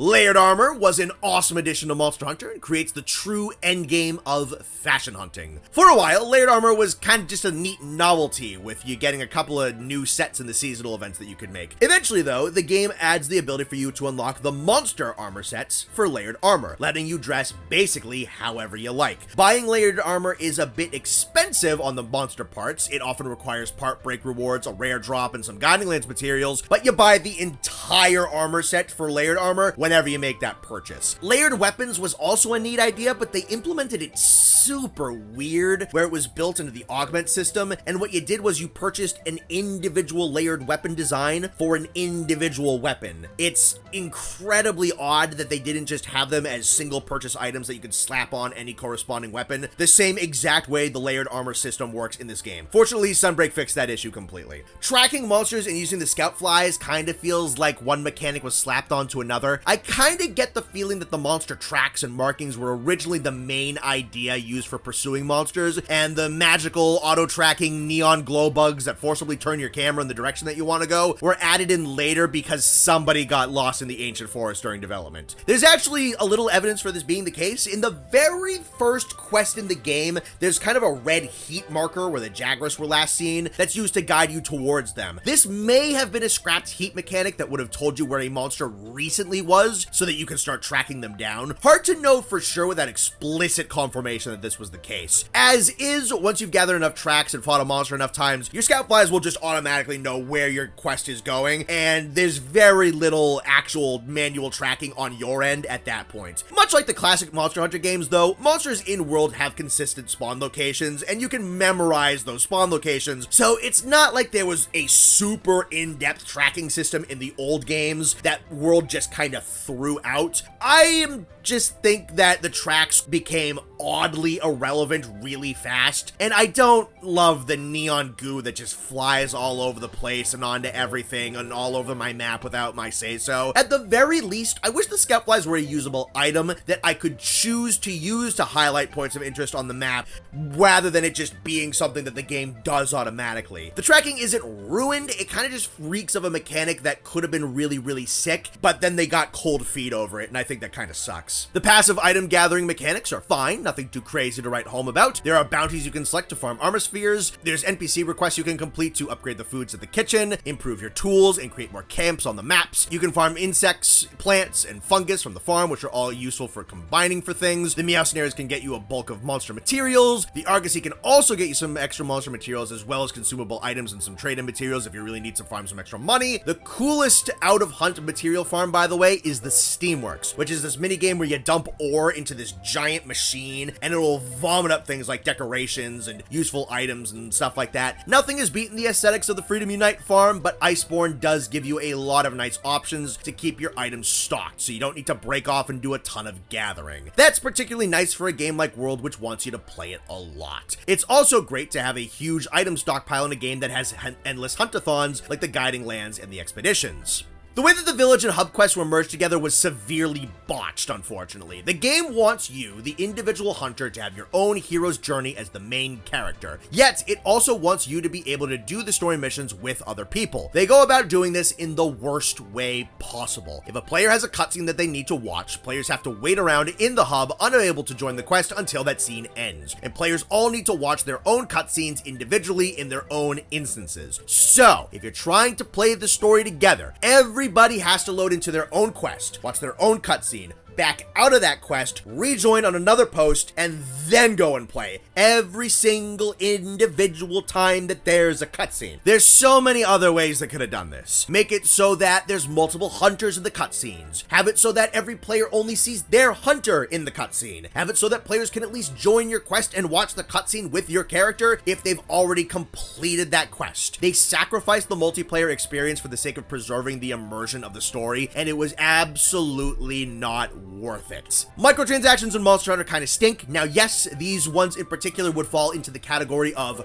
not bad microtransactions, if you want to use that term. Personally, I prefer that they weren't there in the slightest. All this cosmetic stuff could have been free and in event quests. Now, thankfully, there's no purchasable in-game items or monster materials or layered armor or layered weapons in World. And what you can buy is mostly just like character customization stuff. And also, the event quests are good enough and have enough rewards that it doesn't feel like those have been squeezed out completely, kind of like the event quests in Rise felt. Now, on the other hand, needing to buy vouchers to re-customize your character is incredibly stupid, and I hate that these things exist, especially since they sell you character customization cosmetics in the paid DLC, so you then need to actually buy a character edit voucher to even use those other things that you just bought. It feels like a full-on scam. Even with layered armor and layered weapons being something that you can buy in limited amounts in Sunbreak, I think that these purchasable character vouchers are the scummiest MTX in the games. And finally, it's pretty sick that you can just capture these little animals out in the maps and put them in your house. I actually really love the house in general. It's super cozy, it's nice, it's spacious, and very customizable, and I love that you can invite other players in to come hang out. It's actually something else that World brought back from Try to actualize. I really like that. But yeah, the endemic life, super cool, fun to collect, and there's even some rare endemic life out on the map so you can spend some extra time hunting for. It's completely optional content, but they make it for neat extra little challenges and tasks that you can use to have an excuse to just go explore. Keeping pets, very charming mechanic. So, at the end of all of that, what do I think of Monster Hunter World Iceborne objectively as a video game with mechanics and all that goodness? Analytically, what do I think? The game's a little bit rough around the edges, that's for sure. There are definitely a lot of growing pains here. I wanted to be as objective and as honest as I could with a game that I love, and the reality is, this game has issues, like big issues. Issues with cushions, issues I can forgive in a few places, issues that I sometimes don't interact with, issues that may not bother me or you or whoever a ton, but, you know, they're there. I don't think that means that the game's bad. Not at all, honestly, but I think it's probably one of the most flawed Monster Hunter games out there. It has some comfort options that I don't really like. It's got mechanics that I think synergize too well to the point of cannibalization. I think the end game is an overcomplicated mess. I think the RNG decoration system is really annoying. I think there's a bit too much MMO FOMO in here. I believe that all of that's true.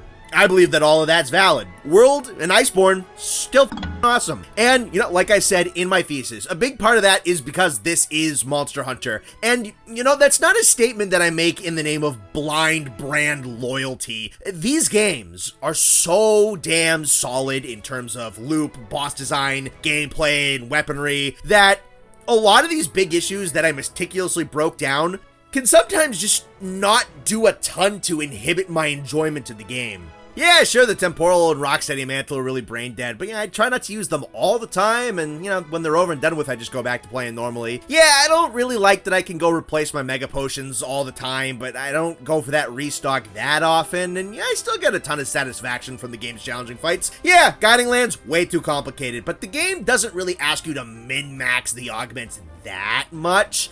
You know, I just try to be honest with everything, point out the pros and the cons where I saw them. Still, big fan. I just have some issues with the game. Pretty proud of my analysis of the gameplay mechanics of this, actually. And coming up is going to be the part of the video where I just glaze the ever-living out of this game. This is the culmination of the mechanical and the objective and the analytical analysis. Now that there's not going to be analysis with the maps and the monsters and the weapons and all that stuff, there's still going to be levels of that. It's not just going to be like, ooh, look, pretty lights, but if you wanted my review of Monster Hunter World Iceborne, this whole section, this first part, that's it right there. We're gonna move on to the more fun stuff as we go on.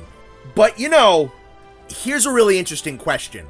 Which do I prefer? Monster Hunter World Iceborne or Monster Hunter Rise Sunbreak? I reviewed them both in totality as games now. So where do I stand? First of all, subjectively. I like Iceborne better. I prefer its monster roster, I prefer its maps and its music. I do really enjoy the over-the-top anime-esque gameplay of the games that Ichinose directs, but my preference is always usually going to be the more boots-on-the-ground combat of the numbered titles. I love World Spectacle, and I think it pulls that off better than Sunbreak in most places. I prefer the customization of gameplay options offered to me by things like the Slingers and the Mantles and the Palico Gadgets, and I like that more than the switch skills, which I really liked conceptually, but I don't think they hit their full potential in that game. I also have more memories with World and Iceborne. Granted, part of that is because of the freshness of the playthrough I just did with my friends and my fans, but even before that, I remember my original playthrough of World more than my original playthrough of Rise, and I don't regret a second of the nearly 2,000 hours I put into that game. Probably could have put in more, honestly. Objectively, though. Objectively.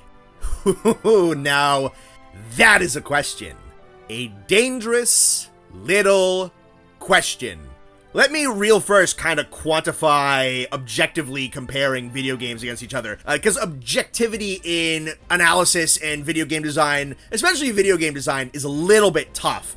I am not making a definitive, absolute statement of indisputability that one title is superior over the other. An objective analysis just means that you're making analysis based in the facts of the matter, rather than your feelings towards something. Now, with video game design, it's a little trickier than objective analysis of a movie or a book, something that's kind of just script. With mechanical analysis, everyone's going to kind of have different weighing of things in their mind and can make observations and fact-based claims, but have subjective variation in the weights of the priority of those things. So I guess what I'm saying here more so is that through analysis of objective realities of the two games, I have rationalized personally that one is stronger than the other based on how I believe that certain mechanics and certain design choices weigh against one another. And again, I am not making a statement that is meant to be indisputable. One can make an argument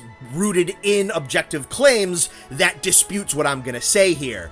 So what am I gonna say here?